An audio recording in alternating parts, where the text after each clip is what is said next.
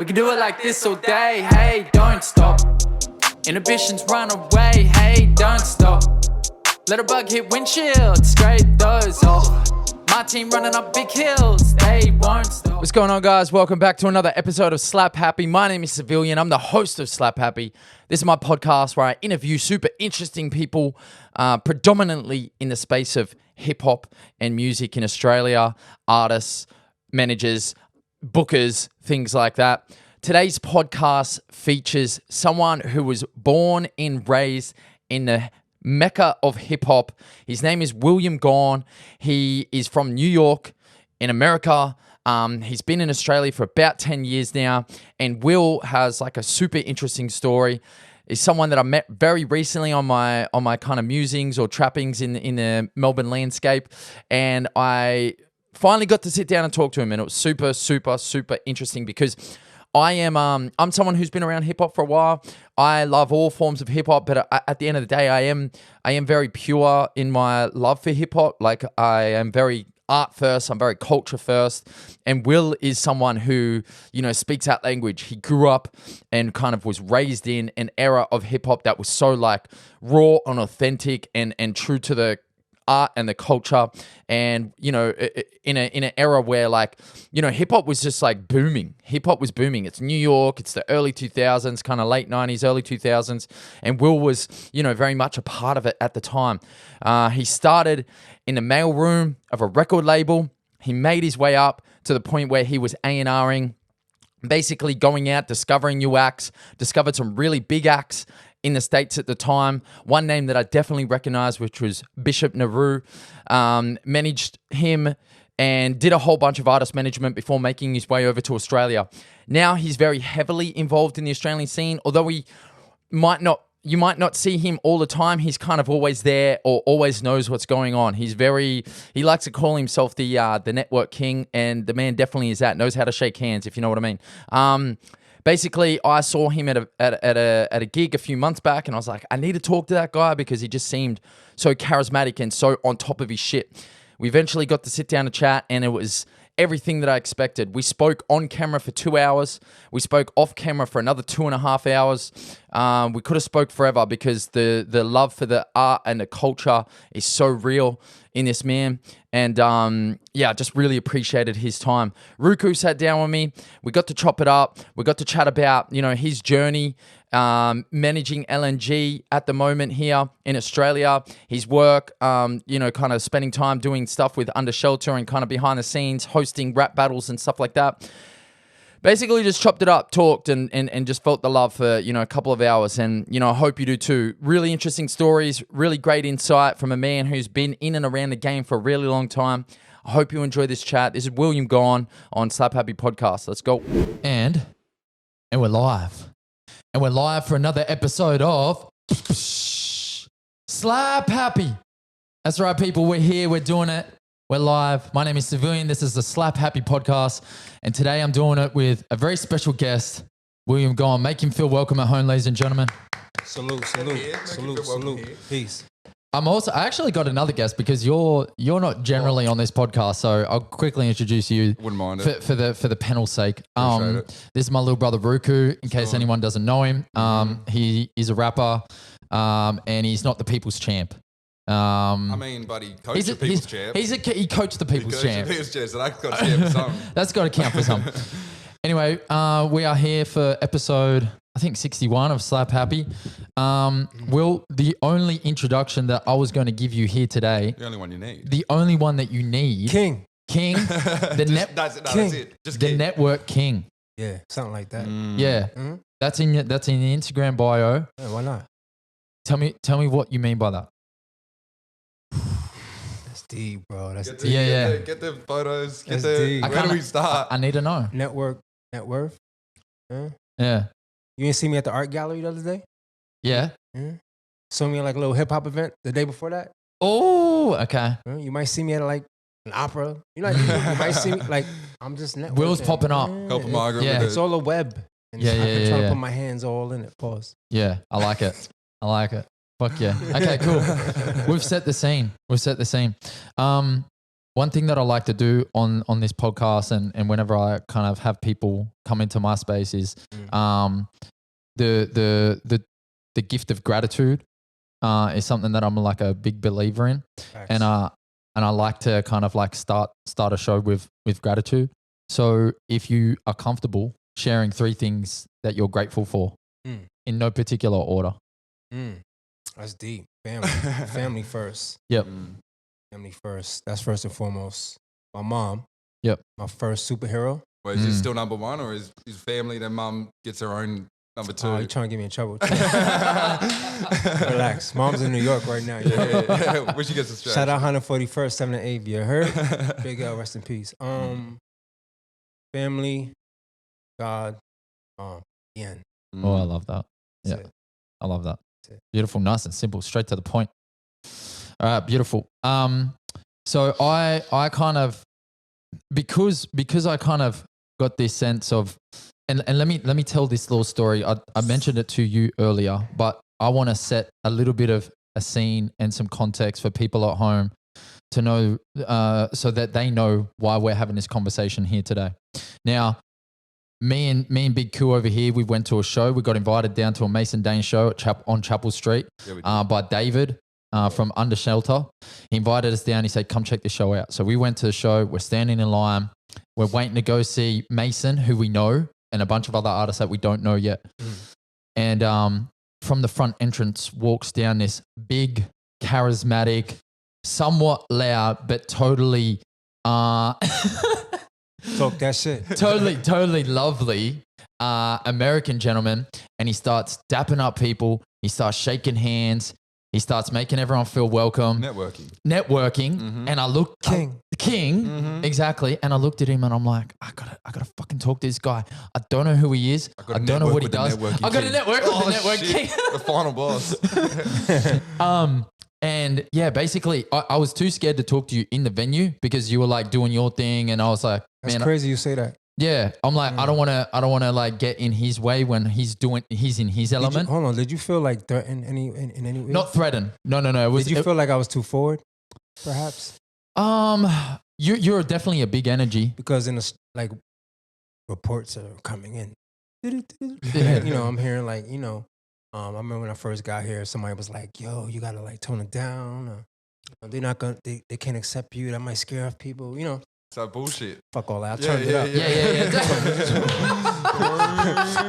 Oh, he told me that. Fuck all that. I turned it up. He told me that. I was like, I'm from that place. Yeah. That sounds crazy, right? I personally love it, but I do understand how it could be intimidating. Okay. Well, it's just culture. You know, it's like culture. Japan. You go to Japan and it's like mad respectful. It's so timid. Everyone's quiet. Everyone's so patient and polite. And if you come around, not even anything to do with America, just in general, if you're on some arrogant shit and you come and do it's going to, you know, and Australia's got a weird fucking version of that. Yeah. That doesn't make sense. And I'm trying to figure it out. Pisses everyone off, but everyone does it still. Well, I apologize to anyone that... No. But you know what, though?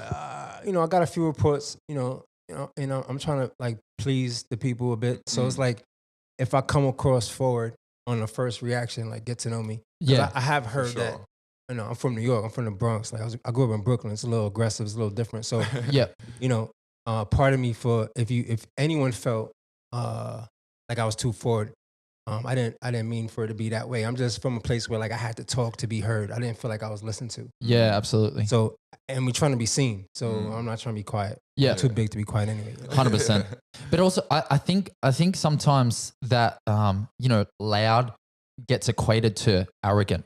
Yeah. Unfortunately, like, you know, there's this perception that loud or seen, especially in Australia, if you're loud, if you're confident, you automatically get equated to arrogant or like there's some ego thing going on there.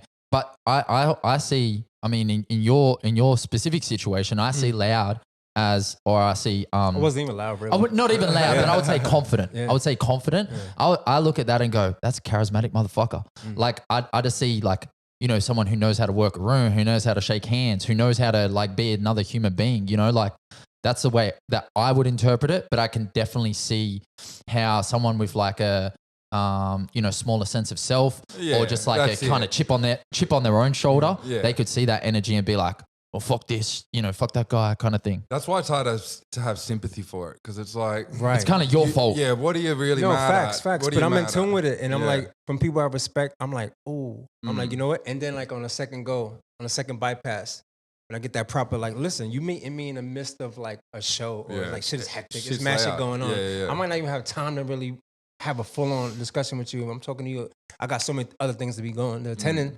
Yep. My attention is, Yep. and you might take that the wrong way. But if you meet me in a different setting, you be Yep. like, oh shit, he's fucking cool as fuck. You know what I'm saying? You heard it here You know what I'm first. saying? I'm just on the go. Like, Yeah, for real. I'm trying to pop off. I'm trying to work. I don't know what everyone else is doing. Yeah, we ain't trying to be regular degular. Can I just say that is a great term, regular degular. Do you know where it comes from? Cardi B. Does it? Yeah. I love it. Regular Yeah, she made it degular. famous. Regular degular. Yeah. Yeah. That's a fucking good term. I isn't feel it? like I'd heard it before her. Yeah. Yeah. Maybe. Not as the Just not- because- No, she might have popularized the type shit, but maybe like I don't know. I feel like I heard it young. I don't know. She's from the Bronx. I'm just plugging. I'm just proud of my hometown. my people let me on. live. Let me live. Shout out A Boogie. Album's out. Fire. Go listen to that. Yeah, how was that? The Oh, the Marshall listening party. Studios. That Yeah, shit was listening lit, party. man. Matt, Yeah. yeah, that shit was a vibe, man. Like it was a vibe. Shout out to Marshall Studios and Matt. It was a vibe. Like it was fucking cool as. It was. I saw mad some people there. photos and there was like, I saw you in one of the photos. I saw a couple of other people in the photos and it just looked like, It was Do you cool mind as. cool filling spot. me in on? so it was like Marshall Street Studios and AU Dollars guys, they did a Yeah, I listening know, party yeah. for the A Boogie album that came out dope. last week. Yeah, dope. And it was like an invite only kind of thing. And Cool. um, Why him? Is there any specific Well- ties? Or they just because you, or they just fuck with him, or No, they just fuck with him, and it's Yeah. like they can house a lot of people at the same time, like showcase the community, and like just bring people together, like have Yeah, something yeah. to celebrate, if you will. for sure. I don't know the exact reason why, but it was just cool No, as that's fuck. cool, You know what I'm yeah. saying? And like a little bit of everybody was there. I saw Kid Miles, I Yeah. saw Kobe Spy, I saw like just a couple of like interesting people. Juju was there, Jordan B. Dennis was there. It was mad people there. It was just yeah. pictures and drinks and free Yeah, Henny. dope. Free Henny? Are you crazy? What? Like, yo, I don't even know. listen. What? Listen. Only like 2 people noticed, but like I already had Henny on me. Right? Definitely for the growth. So I get there, boom, boom. Christina's there, Yo-Yo. Shout out to Team Yo-Yo, the whole Yo-Yo crew, right? I get there. Juju's like taps me on the shoulder, like, yo, you want a drink? I'm like, sure, boom. Go upstairs. It's like free Henny. Why did I bring all this? I'm like, what the fuck? I'm getting lit. Like Henny with ginger ale, Henny with this. I'm like, anything's possible. We lit. Anything's possible. And then they brought out pizza later. Like it was Holy fucking shit. crazy. Are they Yeah. gonna do Matt, you plan gotta on do doing more, Matt. Yeah. I don't know. We gotta keep it low. I think it might get too crazy next Yeah, year. I yeah. don't know, next album. Look, I'm not gonna lie. I did get an invite. Or not. You should have came through. I I had extra tickets and all that. I was had like 3 going- extra tickets. I was gonna come, but he actually had a show. What show? It was last Thursday. It was it was a shit show. It was like a horrible. It was like not a very good show. Let's put it that way. I mean, the turnout wasn't The good. the turnout. It was like about 10 people there. We But went did hard you as kill fuck. it? Yeah. Yeah. So I fuck reckon that. It was One of a my good best show. performances. Yeah. All right. See, you gotta Sorry. look at it. You gotta look at it different. You guys, no. Look, you guys are trying to fuck me up right now, okay? Don't make me do this. I am aware of the value of that show. What time for the show sure. ended? What time it was over? It was late, 12 o'clock. It was midnight. This ended like 9:20. Yeah. Yeah. So I This should have is come a there. laundry Facts. bar. Oh, you're just saying about time, right? Yeah. That's some New York shit. Like you go to different venues, like pop, pop, pop. You don't stay at one place too long. Yeah. That's how You got to get it all That's how you in. get caught lacking. Like, Mm. oh, he's over here. Will's Yeah, over here at the bar. yeah. He's here for 5 hours. He's not going nowhere. He's just, Yeah. he got mad Just jewelry on. chilling. Come get him. Well, do you know what? Will, I was caught I'm lacking. inspired by that. I was caught lacking on that night. Yeah. You caught me. Yeah, all good. So you was at the show. You was at the what? Mason. It was Dane show. no. Let's get back to that. Yeah. So Mason Dane show, and I didn't talk to you that night, but I just knew at some point we would connect. And I think I I should go did. live. I should go live. Go ahead. Yeah. it's okay. I think I did the also if you can when you kind of like talk and try to aim straight at this guy. Got you. Yeah. So I think I did the little review. And then I tagged up like LNG and Voldy and everyone, and they kind of shared it around a little bit. And then I think we managed to connect off the back of that. Yep. And then basically I was just like, all right, need to have a conversation with this person. Now you're here, Yeah. and I want to know for my own personal, even though we've kind of gone through it a little bit here. Yeah. But for my own personal understanding and the people listening at home, what's the genesis story of William Gone in the music industry? Where does it start? Where does a door get opened into the music industry? This guy, man, you going there. All right, well, yo, shout out Take him LNG, back. shout out LNG first and foremost. Shout out LNG. Shout out Debbie first and foremost. Yo, Jack, what up? Sax only, what up? They're in the check-in. Yo, so anyway, Talk to him. I'm from New York. Okay. You know what I'm saying? So that's where hip hop's from, first of all, yeah. Mhm. In the industry, Mm. you want to talk about the music industry? Yes. All right, I was going to this school called Institute of Audio Research. I thought I wanted to be an engineer. It was on University Place in New York City, Okay. Union Square, right off Union Square. Mhm. I went there and I saw an ad on the wall. It said intern at Maverick Records. What the fuck is Maverick Records? Who cares? It's a record label, right? I go to Maverick Records. Boom, I'm in the mailing room. You're hired. Boom, $7 an hour. I Yep. did that for like a few months, and then they got bought out by Madonna. Yep. Maverick, all that shit. Now, so I'm working there for a little bit, and I'm like, yo, what else is there? You know what I'm saying? But like, besides the mail room and like fucking rock bands and bands I never even heard of before. But it was cool. I got introduced to like the scene. Mm. Then I was on a train, and this my boy Lawrence. Well, he wasn't my boy then, but this kid named Lawrence had a contract, and I'm looking. I'm like, what the fuck? And there's a contract. I'm like, yo, you work at a record label or something? He was like, yeah. You need a job? I'm like, yeah. Yeah. Come to 915 Broadway. So I'm like, boom. Next day I go to 915 Broadway. I go to 915 Broadway. Yo, Tommy Boy Records is right across the street, 920 Broadway, right? I'm like, oh, I already knew where it was at. I was like, oh shit. Duck Down Records around the corner. Bad Boys on 18. Wu-Tang's up the block. Like, I'm like, right? Everybody. All the sparks are flying. I go in the building. We're on the 6th floor. Who's on my fucking floor? P-Rock. Soul Damn. Brother Records, 6th floor. P-Rock. He know what it is, right? Yeah. Upstairs, DJ Enough, like Big Cat, rest in peace, like Yeah. heavy hitters upstairs. Just everywhere. Yeah. The biggest DJ coalition in the world is upstairs. You understand what I'm saying? Yeah. So hip hop shit was so crazy, like Big L, Common. Everybody used to come to the building on your lunch break. You don't know who the fuck you gonna see. Yeah. I'm around the corner from the Flatiron building. You know what Godzilla ate the fish? No. Like, go watch Godzilla, that motherfucker, right? Yo, everybody, it's just a melting pot. Yeah. You walk around the block, all the interns become presidents. Yeah. The interns become A&Rs, you know? Yeah. So it's like the street teams all mingle, loud records down the block. It's a different energy. What's it bro. like then with like competition? It's an weight artist competition. starts- That's why I'm the way I am. It's fucking Yeah. weight competition. But all the like, time. if people are talking and there's like a bit of a vibe and there's some love, does it get dirty then when it comes to trying to get an artist? Yeah, it gets dirty because Yeah. it's more street. Yeah, yeah. It's more street. So it's more violence. yeah. So it's more aggressiveness. It's more activeness. It's more assertiveness. Yeah, Absolutely. yeah. Because you get taken out in a heartbeat. But even by competitors, like they're just like, yo, you come work with us. Boop. It's just closed mouths don't get fed. You got to make shit happen. Yeah, You got to yeah. will it. You got to say it so it becomes a reality. Yeah, Michael's saying. Damn. Okay. I mean, so that part. So like, So you're in this hot spot. I'm in this hot spot. Yep. I get interviewed by Najida, and we in this like little break room.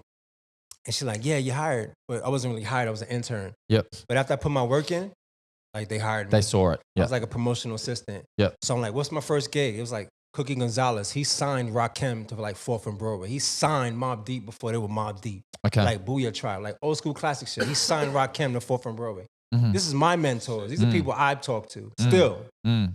So he's like, here's a college radio list. Call them nationally by phone.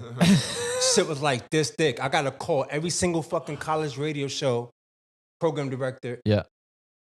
in America. Yeah. And be like, and we service a record. We did it for like 3 months. Like we used to print up vinyl and press it. And I used to have to report to the A&Rs. And is this to push like the A new record. single of the? Okay, cool. Yeah, and then I had to like listen to like demos for the A&Rs and like go through the what's hot and Yeah. like submit them. Mhm. Because every week they want to hear like, all right, what's next? Because we used to get boxes of like CDs. Yeah. I bet. So I got to see like bio, jewel case, yeah. photo. Oh, this is shit. Mm. But and then we used to take the jewel cases, use them like, you know what I mean? Like, Reuse like, that shit. But like the fire ones, we like present them. You know what Yeah. I'm saying? So then after that, I started doing retail in New York. So I like set up all like interviews in like record stores, like autograph signings. Yeah, yeah. So I go to the record store, put up posters and shit, talk to the 50 people, and then when the talent come down, I ride around with them. Yep. Eat with Mhm. go to the store with them, party with them. It was a whole shit. It was, it was crazy. Yep. What was the pay like? Pay was shit. Like, I mean, pay was shit. You get a steady paycheck.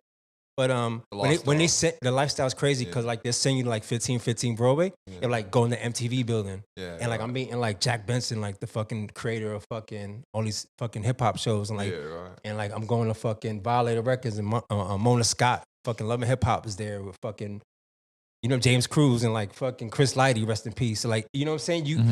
Yo, Will, go pick up this. And I'm going to Bad Boy, pick up this. And like, so like, you learn the fucking network. You sink or swim. Yeah. So I'm having a hard time adapting here because it's not that infrastructure. So all the energy I got, like if a tiger's from the jungle and then you take the tiger out and put him in like a different habitat, I'm like, damn, I've been killing shit. Give me what's the habitat? If jungle is a penguin. I got a penguin enclosure. Now, I'm not trying this, but I'm like, because what you say before, it's less retired. It's like less. Yeah. You know what I'm saying? Yeah. So I'm trying. There's less people as well. Like that in itself, like it's just fucking. Yeah. Like it's just less happening, less. And drama. I suppose if you're used to operating like here, and all of a sudden there's no one else operating there, you're like, oh shit, I guess I gotta drop down a little bit, do I? Well, like if I'm in Universal, right, and like I go to Jocelyn Cooper's office, I gotta pick up a package. I don't even know what the package is. I'm in the office. Hey, Doug Morrison, like all go. these big wigs, you just get to learn who's who, and you're like, holy shit, and you're just sitting around. And you're like, hey, go do this. Like opportunities all around you. Like Busta Rhymes is walking by. Oh, there's Mariah Carey and getting water. Like what? Like old Dirty Bastards by the microwave. What? Like you gotta act normal. Like you know what I'm saying? Like that becomes normal. Becomes the norm. But then people like you and that's coming to your job. The interns from other labels are coming to you for like t-shirts and like tickets. And we swapping, like we're calling each other like, yo, let me get some Bone Thugs hoodie. Y'all sing you Death Row shit. And like it was lit. I was dressed for like years. Just like Wu-Tang shit. Like all the best shit. Yeah. Shout out to Cinnamon at Wu-Tang. She used to hook us up. Damn. Okay. Wu-Wear store in Staten Island. Crazy. So can I go back to the A&R? Oh, that's actually cool. Yeah. Wu-Wear. That's got a nice ring to it. I'll go back to the A&R thing for a little bit. So you would get all these like CDs. Yeah. Shout out Sax Only on the check-in. Go ahead. Shout out Sax. So you get all these CDs. Yeah. What stood out? Like what were the things that you look for? Like, cause you can't obviously listen to everything. That's the first time like before like electronic press kits, like the first time where like we saw like a proper like presentation, like the bio, the 8x10, the action 8x10, the fucking CD was nice. Like, it was graphics on the CD. Like, the presentation had to be great. Yep. So if they don't have the presentation, they're not gonna. Nah, because you only got one shot to make a fucking impression. Yeah. And like, you could have been the hottest shit, but like with a shitty, like you just with a marker. Yep. I mean, I can't even listen to that, dude. We're looking at like 50 fucking submissions a week, more than that, and like, what's appealing? You gotta get through that first little barrier before you can even figure out if the music's good. Absolutely. Yeah, you got to show that you're doing it. You're intentional about it. You're professional about it. Absolutely. And what aside from that? So you would listen to the records. You would try to figure out what was hot. You would also be submitting. So this is just in your role as an A&R. You'd be submitting records to the head A&R, Fab. Like. Yeah, we was assisting A&R. Like you gotta understand, like at record labels, you get a lot of. My job title was like college radio, and then it was marketing. And like if so and so's out in like licensing, you gotta pick up the slack. Like there's no one else there. Okay. Right. When I'm running to the fax machine, I'm picking up financing. I'm picking up promotion, marketing. That's happening in every I'm learning job. everything. Yeah. Right. So like I did like 4 different jobs. Yeah. On my LinkedIn, and like I got like 5 different. Even receptionist goes on a break or she on vacation. We got to cover the phone. Yeah. Yo, Fab, boom. You got like, I don't know, Diddy on line 3. Can I leave a message? Let me pick a name out. No, this is a fact though. Like, and that's normal. You can't be acting like a fan right there. Yeah, you got to be like, was he? Who? Yeah. Do you address him by his first name? in that situation? It was Oh, Puffy Mr. then. It was Puffy. Mr. Combs. Facts. Mr. I got Mr. Combs on line 3. Yo, shout out to my boy Jiv. Like my boy Jiv Paz. I gotta shout him out. He's from Brooklyn. He produced a big record on a Life After Death album, which went diamond. Damn. And he worked at my record label. He worked at my record label. Yeah, wow. And then we formed a friendship to this day. Yeah, my boy. I just posted his plaque on my Shout him stories. out. Yeah. Fuck yeah. Jiv Paz, what up? Yeah, you know. Oh, you did. Yeah, I saw that today, Yeah, actually. That's the backstory. Yeah. Okay, fucking oath. All right, so the A&R, assistant A&R thing is going on. Okay, how long does that go on for? My first act was Crucial Conflict, and our first single went gold, so we sold 500,000 copies. What do you mean by when you say your first act? Like our first act that was signed to the roster. Okay, right. Yeah, so that first single, that went 500,000. Okay. Right? And then like the second single was a follow-up. But actually on the single, it was always an A and a B side. So it was really a single and a half. Like, you feel me? Like, Yeah, okay. Yep. And then the album came out. The album went gold. So that's another 500,000. But the album probably did like 800,000, I remember. And then like, so yeah, we did. My plaque's right there. I should go get it right there. Yeah, but, yeah, that's successful. Like, what's the dream? What's the money like For in a artists? situation? No, for you in that sort of scenario. Well, you just break. You still eating after they continue to succeed, or only Nah, like you the lead don't. up to the release? No, you don't. Only people that eat off that is the actual record label, like the Hiroshi Masuo, the actual person that financed the label. Yeah. That's how you get his money back, because the budget was like $1 million. Yeah, right. Okay. So traveling, like, expenses, like insurance, like, it's a lot of money to recoup. Yeah. Videos back then cost a lot more money. Yeah. What are we talking, like an average video, like 50,000? Minimum. Yeah. Yeah, for sure. It's crazy. For sure. Crazy. Yeah. You got motherfuckers running around on an iPhone, like, putting out some pretty decent shit. I mean, Cole Bennett. Cole Bennett, you just shooting all this shit on iPhones. Yeah, that's fucking wild. Fun Films, shout out Fun Fun Films, Jeez, yeah. Braden. Like working at record labels, like it's mad perks though, like free flights, like hotels, like if it's conventions or shows, like I was the intern that was like, I ain't gonna be an intern, I'm gonna fucking run shit. Like, like did everyone know it? Nah, it was just me, my boy Kato.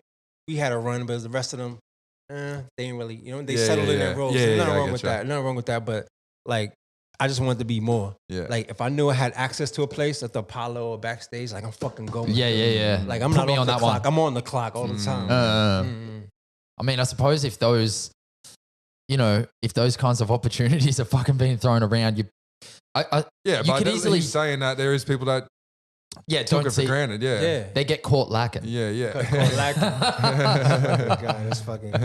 Today's show is sponsored in part by. Yeah, Coca-Cola, drink fresh. Hey. Okay, so first act that you sign to the roster, 500,000, and then kind of what's next in the Genesis story? Where do you stay A&R for a while there at that record label? No, record label folds. Record label folds. We chart on Billboard. We do really good. Maybe like number 3 in R&B hip hop. It did really good. Competition was crazy back then. It was pop, Yeah. big. It was like it was fucking real. It was just competition now. Fuck you kidding me? Jay-Z was in his prime. Like, it was different. Fuck you mean? Like, it was crazy. Record label downsizes. A lot of mergers happened in Universal, things like that. A lot of people lost their jobs and shit like that. I fell out the radio. No, I got phased out. We all did. Most of us did. Yep. And started working at. Did you get much warning? Was that just like a you get a little thing? warning, but it's like, one of the things that like haunted me, like when I left like the label, I was like, I know so many fucking people in the industry. It's like it's instability. And like people that was always jumping around, like James Cruz is at Universal first, right? He was doing like I don't know what he was doing at Universal, I forgot. But then he jumped to Violator, and then I was like, I could have worked with him at Violator, but then he left Violator and managed P. Diddy. And I'm like, I don't know if I get along with that. You see, so then you're left alone. So much movement. So it's like, there's a lot of movement going on. So it's like, fuck, like, what do you do? Yeah. Good for opportunity, but bad for trust. Yeah, it's competitive, but it's unstable. Yeah. So and I started working at Virgin Megastore, Union Square. That was lit. That was so crazy. Yeah, that would have been They're like the fucking biggest hectic. record store in the world, right next to Tower Records. That was the competition. So Damn. Richard Branson, yeah, that was crazy. I met him too. Damn. Crazy. Be rich. Yeah.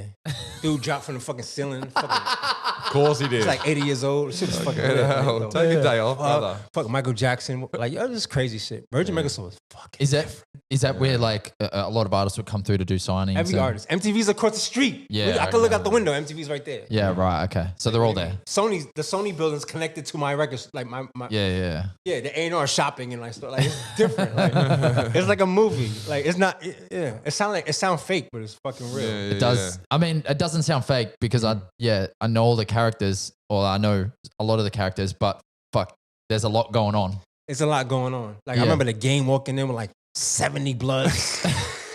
He's buying like 100 of his CDs. Everybody's scared. They coming from MTV. Like shit's crazy, bro. This game is big unit. Bro, they fucking canceled our 50 Cent in-store because of a security risk. Oh yeah, fair. The cops are like, no. Yeah. Yeah, they shut it down, yeah. Did you see, just side tangent, the cop shutting down the Take Flight show? Did you see that? No. It's like Sydney, eh? yeah. Yeah? So Take Flight, he's doing 2 shows this weekend actually, Friday night in Sydney and Saturday night in Melbourne. Yep. And the Friday night show got shut down by the New South Wales police. They got informed. They basically had to pull the pin on the show because of like, I don't know, security risks or something like that. So it's pretty silly, pretty bullshit. Like they just kind of decided to put a line through the show. And then he had to go and announce that. So it's a bit annoying. Yeah. On that note, shout out to A Honcho. You heard? Yeah. Shout out, Hunter. Yeah. I mean, they're all fucking doing some really cool shit. All right. So you're at the Virgin Megastore a while. It's a movie. Oh, Was it a wow. while? Like, yeah, it was a while. I did that for a couple of years at Union It's a Square. movie. It's Things a are going crazy. It's a smoothie, Crazy. right? Yeah. Right? And then I jumped to Times Square. Okay. So I was at Union Square for like 4 years, 14th Street. Which one's busier? Is that both? They both just as super hectic? duper busy, yeah. Yeah. No, but Anybody like, that had been in New York, they've been like 34, 14th Street, they know it's fucking, Union Square is lit. Okay. Right? Times Square is equally crazy. Mhm. yeah. Then that's going towards the Empire State Building, like 34th Street, 42nd. Anybody that been in New York, they know like it's fucking crazy, right? Yeah. All real New Yorkers stay away from these places. Yeah. Is that just Because that's where all the tourists? fucking tourists go. Yeah, They're annoying. okay. They walk slow. They don't know the fuck they're going. Where you dumbass? Like, yeah. Times Square is a different beast though. Uh-huh. Like, you know, like we were dealing with like 9/11. We were dealing with like terrorist shit. Like it was just you know, city shut down, blackouts. Like it's just a different Weird. Times Square is fuck. Yeah, I was there for all 9/11? that shit. Yeah, Yeah, I saw the building fucking collapse. Yeah, I was there. Damn. Like that shit's crazy. That's another story. But yeah. Times Square was fucking crazy. So I left Times Square. And then like I still have all my friends in the fucking music industry. Fucking Nicki Minaj's manager, he walks up to the counter and he tries to buy an Xbox. Mhm. And he couldn't because they were like pre-ordered. Oh. But I know who he was. Why? Because Yeah. I worked at record labels. And I'm like, G. Roberson. That's G. Roberson. Shout out G. Roberson. Uh-huh. And I think he managed, Nicki Minaj, like, still? I don't know. I got him an Xbox. Oh. So he gave me his number. He's like, yo, call me, come to the office. Da, da, da. So Yeah. like, it was always opportunities like that to Yeah, make yeah. hustles happen. And you built those relationships. You kind of like had, been in those rooms. You'd shaken those hands. So like that shit just doesn't disappear. Yeah. Especially. But it's important to know who really makes shit work. Yeah. Who was the person that make it happen? Yep. Like, fuck the talent. Like, yeah, that's cool, but Yeah. who's that chick? Yeah. She runs the national coordination strategist for like, you're like, Yeah. oh Yeah, yeah. shit, I need to meet her. Yeah, exactly. Who's that tall American guy who's shaking hands? this I guy. need to meet him. It's a little creepy there, bro. You like kind of stalked me, bro. I don't feel safe. That's why I went loud. Let you know. Hey, I'm not here to It's all deny. good. It's all I'm not good. here to deny one single thing. Shout out Core Digital. Shout out Core Digital. Hi, Hannah. On the That's all check-in. love. All right, so you move to Australia eventually. Did I? Yeah, I mean, I'm gonna assume that Well, the we based on the skipping apart. Okay. We're skipping apart. So talk to me. after that, I started managing artists Okay. in New York. Oh, okay. So you were doing Yeah, that I there was- already. Yeah, I started managing okay. artists in New York, and it was like these underground music awards. Right? Yeah. So every year we was taking home like 3 or 4 out of like 20 categories. Or whatever. Okay. And these were held at BB King's in New York on Times Square. So it was a big deal. Yeah. Mhm. Like Freeway was performing. Like all the big acts were Oh performing. shit. It was crazy. Yeah. So for like 4 years, we just dominated that whole shit. Mhm.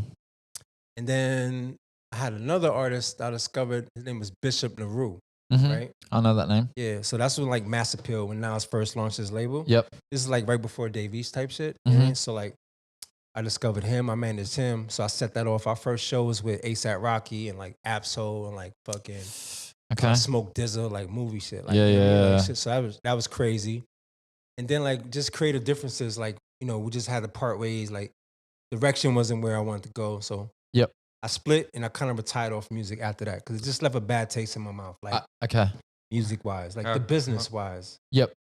Like you had bad dealings with people, or just the Yeah. overall health of it and shit like that. Like it just A wasn't, little bit of both. Like it's Yeah. like traumatic a bit because like you put your all into like music, or you put your you believe in someone else so much that you running with them. Yeah. So like the betrayal factor is high as fuck. I Yeah. get You know what I'm saying? Yeah, like yeah. it's a lot of like, let me use you to get to the next. Let me use you to get to the next. Yeah, and one of the yeah, things I yeah. learned, I was like, yo, I'll never move again without paperwork. I'll never move again without having my business in order. Mm. So like business is business until business is not business till it's business. That makes sense? Like Mm. I wasn't really trying to pretend to be a manager or pretend to be a label exec.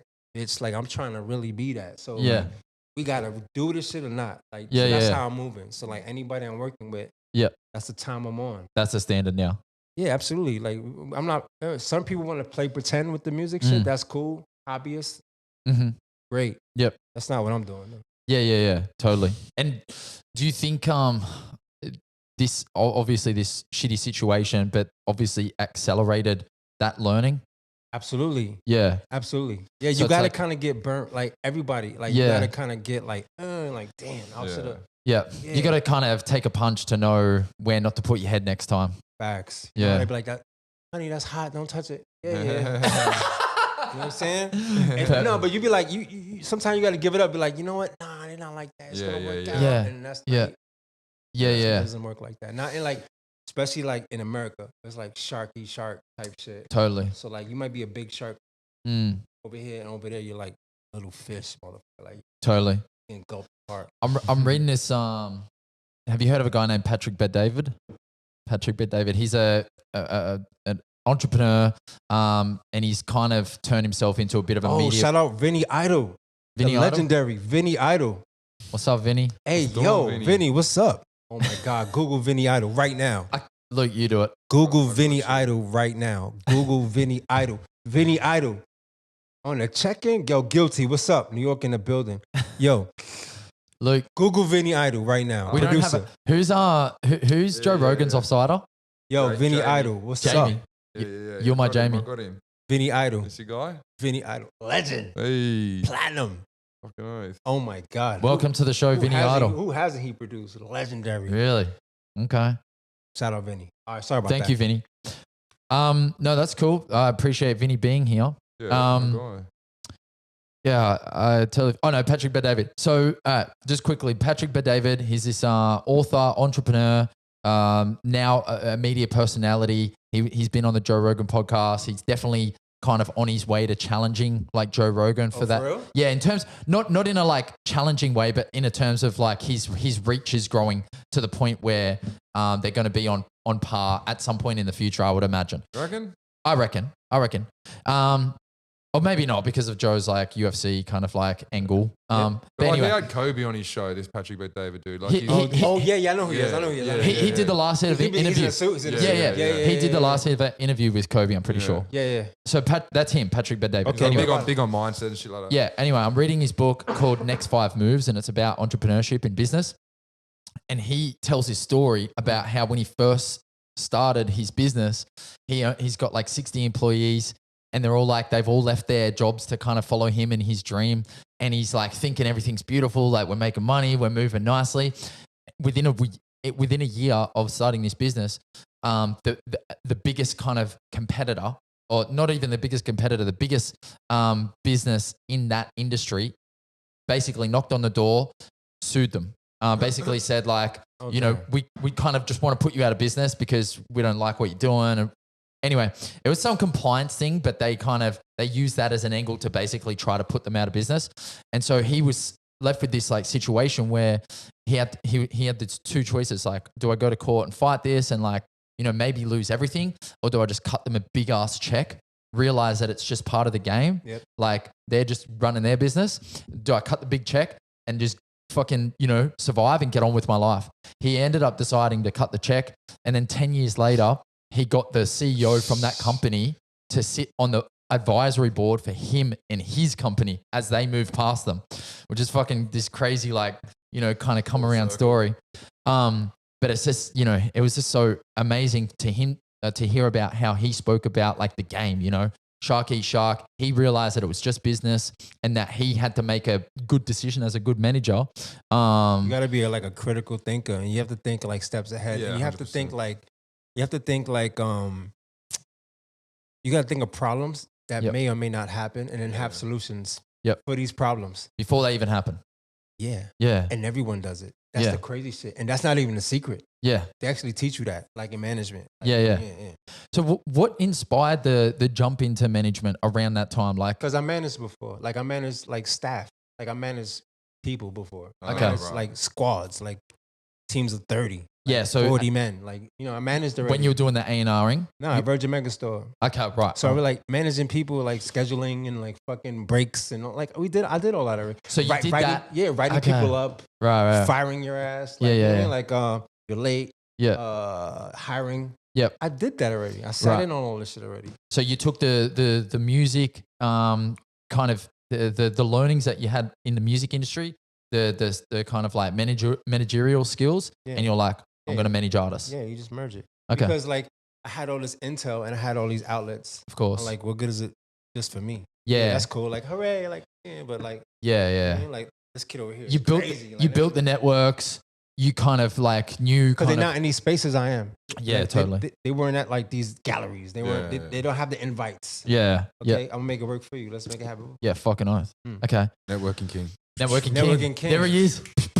Like, yo, I'm trying to tell you, like that's like a skill set that's kind of It's an art. it's even. an art, Yeah, bro. yeah. Like you gotta know when to throw the suit on, the turtleneck. You know what I'm Yeah. saying? When Yeah. to throw in the hoodie. Like, Yeah. yeah, Yeah. you gotta wear different.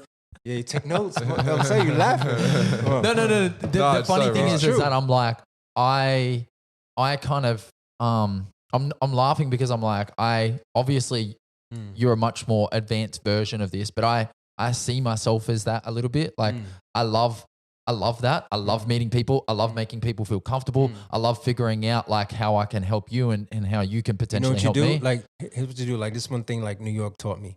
You master your pitch. So, like, if I meet Russell Simmons, which I have, like, I got like 5 seconds or 7 seconds to talk to him and tell him who Right. the fuck I am before he gets snatched up by some bad foreign model chick that's trying to, or he got like his business partners by the bar, like, come over here, come over here. There's a Yeah. lot going on. So you don't have a lot of attention. Like, your span is short. So you got to master your pitch and you got to get to the point. Okay. And you can't be drag about it. Yeah. Because like you gonna annoy me, That's good- or you gonna that's a annoy good the point. person that's going somewhere else. They didn't go there to see you. But Mm. if I see 50 Cent, I'm gonna say something to him, and I did. Mm. He know it. You Mm. know what I'm saying? So like, if it's like, holy shit, 50 Cent is there. What we gonna do? Just look at him? Like this motherfucker could change our lives. So who's gonna go up to him right now and say something? Who's gonna rap for him? Yeah. Feel me? Yeah. Like you just gotta take that chance. Like, Yeah. why is he here right now? Why are we all here right now? He's right there. Holy shit. Yeah. Somebody, we gonna freeze and we just gonna talk about it. And Yeah, he's just gonna a leave. story. And Yeah, we gonna be yeah. like, yo, 50 Cent was there. Mm. No, fuck all that. For the rest of your life, you gotta be saying, yo, yeah. rap for him right Yeah, now. yeah, Just yeah. start rapping. Yeah.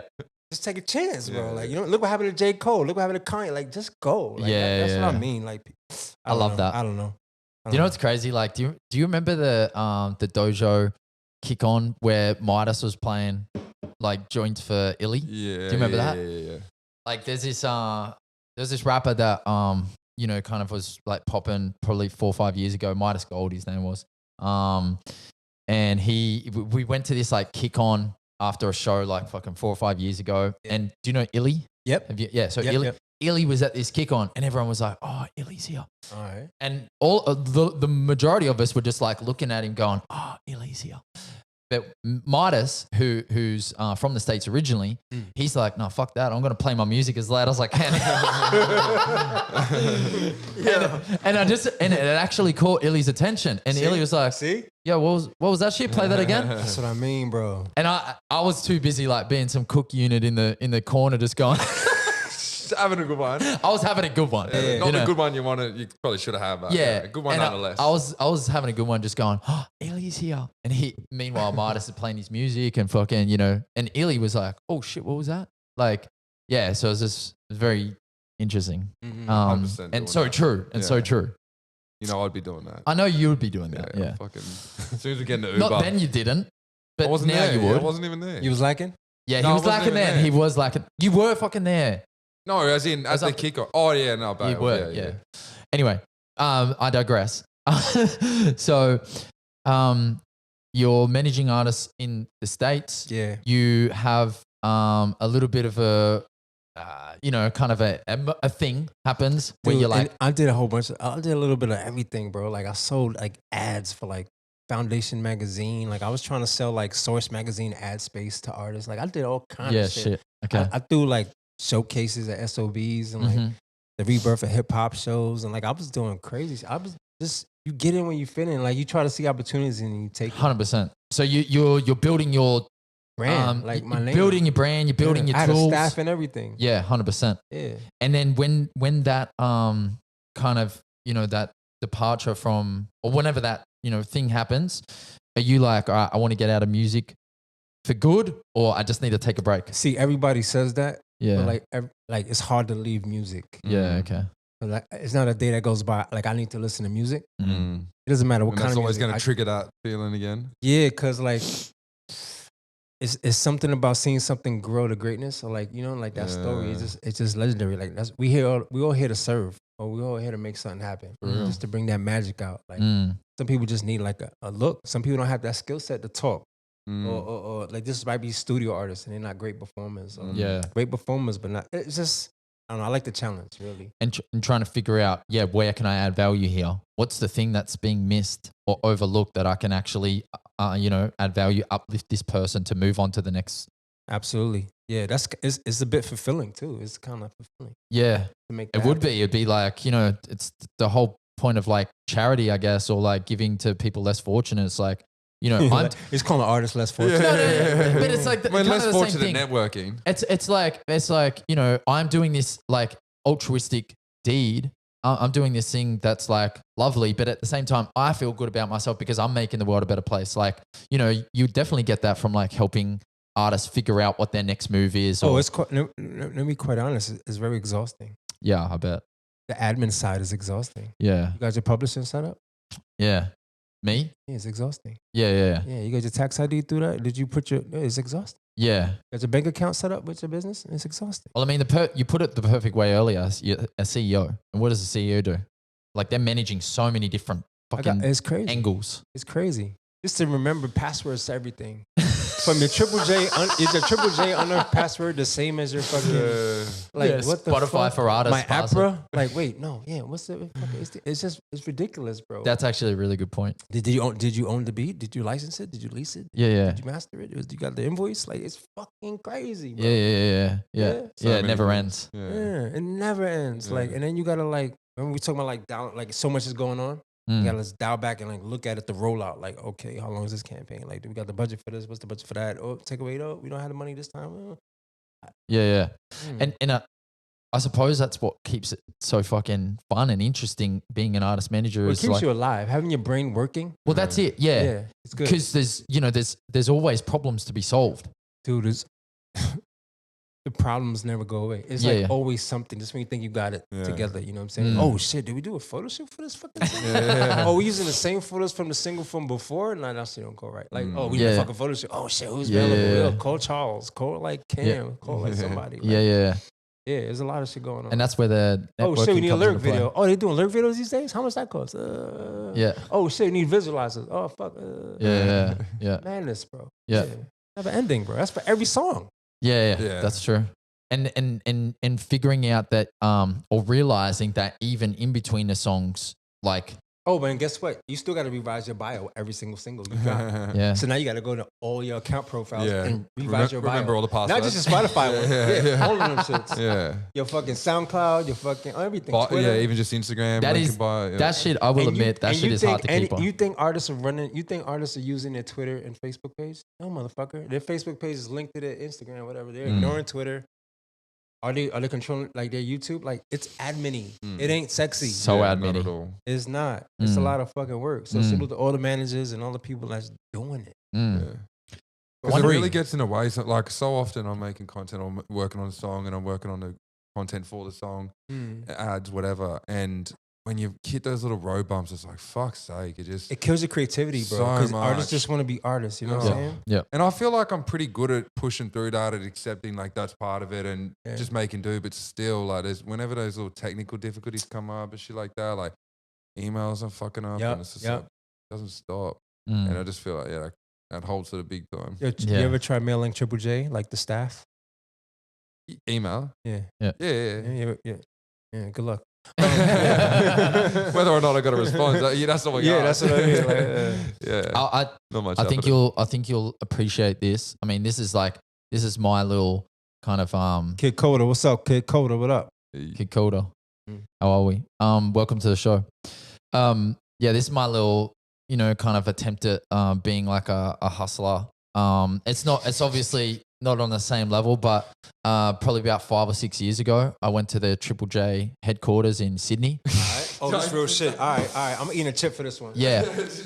I heard that you could, if you went and sat in the lobby, that Richard Kingsmill would, you could go up with the A&Rs, the record label A&Rs. Yeah.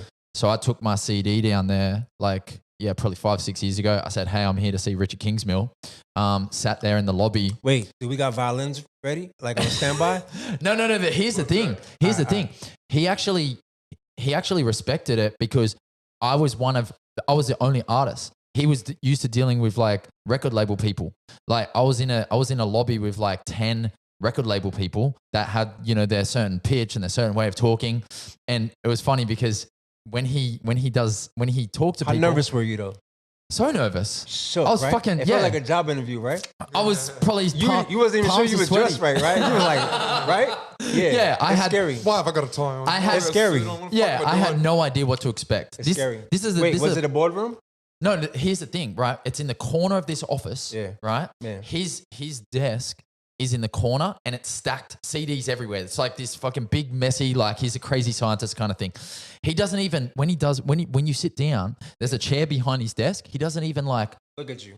He looks in a little mirror above the computer. So like he's typing away, you sit down on the chair behind him. He looks at this little mirror to kind of like suss you out. Some Wizard of Oz shit. Yeah. No, I know. I got a story just like that. So I sit down and he's like, oh, where's the song? And I'm like, oh, I got it on this. Like, I think I had it on USB. He was like, nope. Yeah. So he goes, what did I tell you people? And he turns around to like go off because he thinks I'm an A&R and he realizes I'm the artist. And he's like, oh, and he like totally chills the fuck out. And he's like, all right, we can chat, All right. So he was cool. Did you like it? He liked the song. Yeah. He was cool. Yeah. I got a story similar like that. I got a story with yeah, hit me. An attorney in New York. He's currently triple extension. Yeah. 6ix9ine's attorney, right? So he's a busy man. Yeah. So I go see him. He's like he was an attorney for the label that I worked at. Yep. Right? It's called Palace Universal, right? So I go to his office, and he's like, and this is like standard, and this is what people here don't understand, like artists. Yep. I go there with like the 6, 7 hottest songs, like boom, boom. I'm thinking like, I'll play the whole shit. Yep. You're gonna feel it. As soon as you walk in, doing 100 shit. He's like, so what's the one song that defines this artist? You get to play one song. What's the one song that you need the world to hear? I'm like, oh. You know what I'm saying? So, was there an obvious choice? Yeah, so they always say like you get to play 3 songs at these A&R meetings. Not even. So that's one, right? No. Another label situation. Go in this boardroom, it's cold as fuck. You're nervous.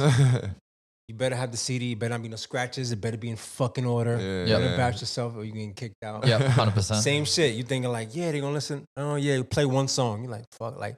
So like, Do they even let it play through, or will if it's yeah, they play through, but like, I kind of learned like, yo, I like the song within the next like the initial first like 15 seconds. yeah, Like I already know if I like it or not. Like you know what I'm saying? Like I don't need to hear the hook again. yeah. None of that shit. So like now, like I kind of like it's a frequency like you kind of know like a hit record like it's intuitive now. Yeah, 100%. So like now, like if you notice, like intros are right to the point. That's why like they're like, yo, get right to the point. Your records like no longer intros. Like say that shit for like albums, motherfucker. Yeah. Like, yeah. Some interlude. singles like 2 minutes right now. I ain't trying to hear that shit. Where's the fucking verse? Like, oh my god, yo, I was side note, like I did, I was on the Shelter Radio with David, right? Yeah. And like I ain't gonna say his name, but like homie sent me a record. It was like 6 minutes long. I'm like, yo, bro, like this some Ronald Isley extended album version. Like, yo, chill out, bro. Like, we only got like 45 minutes on air. Like, what you trying to do? I got like taking up 15% of the show. Like, I could put like 3 artists on this slot. And you just killing the whole shit with your one song. You hitting me with the hook like 10 times. Like, yo, I got it. How like, was it? It was not good, bro. I had him resubmit, and he sent me a song that was like 220, and it was fire as fuck. It was hitting, and it was replay value. Yep, The totally. song's like 5, 6, 7 minutes, bro. I'm not listening to shit exactly, again. Like, how many times? Like, come on. You'll be like a super fan, chilling out, and homie's over. Like, let's put the album on. Let's just listen through. Yeah, Like, It there's ain't not the many radio thing. times. Yeah, You're not get- just at the club. You're not in the car. You're not with the chick. Yo, bro, I don't know. Baby, let me put this 6 minutes on. You gotta hear this shit. just give right there. Give right there. I tell you one really long song that I could easily Stan? put on for it. No, I mean potentially. Try But- it. No. Pillow Talk by Lil Dicky. Okay. There's a song. How long is that song? Pause. It's like 12 minutes. It's fucking but you gotta watch it with the video. It's basically a fucking whole story. It's like So it's like kind of No, see, that's fire. Like, yeah. But like back in the exactly. day, those albums, like Ronald Isley, like back in the day, like songs were like 8, 9, 10, Yeah, 12, yeah. 17. Yeah. I mean, love it. I I wish was it was like that, but you know. I it was is what very it is. blessed to my uncle. Shout out my uncle Mick. He burned a whole bunch of CDs for me back in the day. Yeah. Grandmaster Flash and Furious 5, Grandmaster Melly Mel, all that shit. Like Melly Mel from the Bronx. like literally the original, like all of their albums. I got 3 albums with like 14, 15 tracks on all of them. And some of those songs are like, 15 minutes. Like, birthday song and shit like that. They just keep going and keep going and keep going. And who's up next? Yeah. So let's dive into the kind of transition to the Australian music scene. Obviously, the whole world has kind of undergone a little bit of a fucking, shock to the system, i.e. COVID. Things are starting to blossom again. We're starting to see signs of life. Where does your journey into the Australian music landscape, specifically in hip hop, begin? How recently? And well, you said hip hop. I don't know about the hip hop part yet. Okay. Like I didn't really jump into the hip hop side yet. Like I know a lot of rappers here. Okay. I am hip hop. Yep. Like I'm a direct ambassador of hip hop. Mhm. But like the artists I have now is like pop, R&B, alternate rock type shit. But Yep. he fuck with hip hop too. Don't get it twisted. He could rap too. But Let's talk about music. music. Like I may at some point jump into hip hop. It just has to be the right talent. You gotta understand. Like I seen like Nas and Big rhyme. Like You just level the whole conversation out and say Like- shit like that. Like you gotta understand. I seen Nas. Like I and gave Big- Foxy Brown a fucking discount at a fucking record store. Like, you know what I'm saying? Like, Yeah. I don't know. Like, I know, like Pun. Like, I seen Pun perform. Like, you fucking kidding me? Like, Yeah. that's another story. You, absolutely. Yeah. I got a story for Pun. Yeah, rest in peace. Yo, so we went to this fuck Jimmy's Cafe in the Bronx, Fat Joe's favorite spot, fish spot. And downstairs they have like that Remy Ma shit I showed y'all, like baby shower, like a hall. Yeah. Yeah. right. Upstairs is a restaurant in the Bronx. It's crazy. I'm 4 in a row. So anyway, Pun's performing is Terror Squad, right? They got like 8x10s on the wall. I'm like, ooh, I ripped one down. I got it with me. I got it too. Still in Australia, yeah. That's Yeah. sick. So Pun's performing. I never seen Pun perform. Like I always seen them all around in the Bronx. Like I mean, obviously, like Pun, they're from the Bronx. So he's rapping. He's so big. And I remember Sadat X was there. and like I was friends with his girlfriend. Like he gave me like a little funny ass five, like a handshake. Like it wasn't real, like a real handshake from Brand Nubians. You know, punch him up to get beat down, like old school hip hop. You know, Brand Nubians, Grand Puba. Oh my God, Lord Jamal. You know Lord Jamal? Yeah, Lord Jamal. Okay, him, right? Okay, yeah. So one day I was, I ain't gonna tell that story. But anyway, so Sadat like was like, oh yeah, this guy, whatever. Yeah, right? yeah. So Outkast was there, Goody Mob was there, and I'm like, Goody Mob is in the Bronx, like in Jimmy's Cafe, like Gip is there, like the whole fucking Goody Mob is in the Bronx, like what the fuck, right? And they're walking around like they're normal because they were safe. Because Terror Squad held them down, like yo, y'all here with us, like fuck it. Just a hip hop moment. So Pun is on stage on a chair performing, but he's so fat he can't move. So his boys like Triple Six, Armageddon, shout out Armageddon, he's the homie. They're like rapping his bars, like so he'll do a breath, little Italy, little, you know, we didn't, and like out, and everyone else is rapping. Yeah, yeah. So that, filling like, the bars. filling the bars. So like yeah, and when he passed away, like at Ortez Funeral Home, that's the same funeral home my grandma got buried at. Oh, wow. And they put her in, right? Wow. So I went to see Pun. We all did. Everybody went to see Pun. And they like had helicopters around. It was like crazy. Bone Thugs and Harmonies in the street crying. Like it was fucking nuts. Like walking, seeing this shit, like and thousands of people, and like you're like, yo, this hip hop shit is like big. Like this shit is crazy. Like Bone Thug, like Lazy Crazy. What the fuck? This shit is crazy. In the hood, like in the like what the fuck? It's life changing. Like hip hop. That's when you really start knowing like culture. Like it's bringing people together from different. We all have something in common. The music shit brought us together. Yep. Side note, I don't even know how I got there. No, that's like the intersecting kind of like thread, you know, that kind of bound you all was the love for the art form, the love for the culture. And you know, it's fucking. Where I see myself in the Australian scene, like injecting a bit of the hip hop culture here. Yep. The etiquette on keeping shit alive, like from the freestyle battles to I'm fucking with graffiti artists, like anything that's on the purest level. Yep. But my ears to the street, and I'm current. I got cousins like 17, 18, 19, like they let me know what's the hottest shit out, what's going on. No, in the States. Yeah. Like I already know everything that's going on, all the fly shit, all the newest slangs. I'm in tune. I already know. That's on that side. Over here, just giving artists game, like letting them know like what's up, like giving them like, yo, this is how they do it over there, like on a one-on-one, kind of like consultations unofficially, you know what I mean? Yeah. Because I'm accessible, like they can ask me anything and I'm giving it to them. Yeah. It's not gonna, I'm just paying it forward. It's not gonna cost me anything. I have all this intel. Yep. It's up to you to run with it. Like, you know what I mean? Like if I see somebody doing something, I'm gonna just add on like, yo, what's up? Like talk to me. Like, what's up? What we doing? Like how can I help? If it doesn't exhaust me and I see you putting in work, yeah, that's the important part, isn't it? Like doesn't exhaust me and I can see that you're gonna do something with it. Because I got my own situation. You gotta understand, like, I have a situation. Yeah. So I'm just not at liberty to be like, you know what I mean?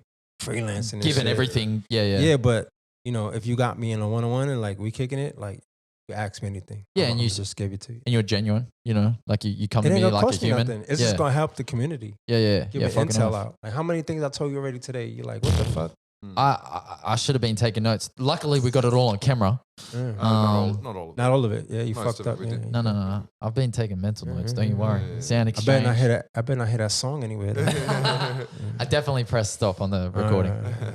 Speaking of the recording, we don't have to mention the name, but so we fast forward to the kind of ascension into the Australian music landscape. Yes. And that's well worded, by the way. Thank you. I appreciate that. That rolled like, that was like a movie. That was an intro. Yeah. The landscape. Yeah, watch me fuck up the rest. Watch me fumble over the next 13 words. Should have let it go. A lot of pressure there. The Australian landscape. Coming soon. That's going to be the title of this podcast. What about it? Yeah, so like you dive in. How, when, why? Why do you decide to dive in? Like you have this whole catalog of a life in the States. You have all these memories in these moments. Why do you decide to jump in here now? I ain't dead yet. Yeah, no, I get that. But like, where's the spark come from? Where's the, you know, like What was it? Was it a moment? Was it a person? Was it a handshake? Was it a song? Lack of something, or that they're being more of something? You guys are on point. You guys know what's up. It was a little bit of both of that shit. Like I heard LNG, and I was like, "Ooh, this would be fire.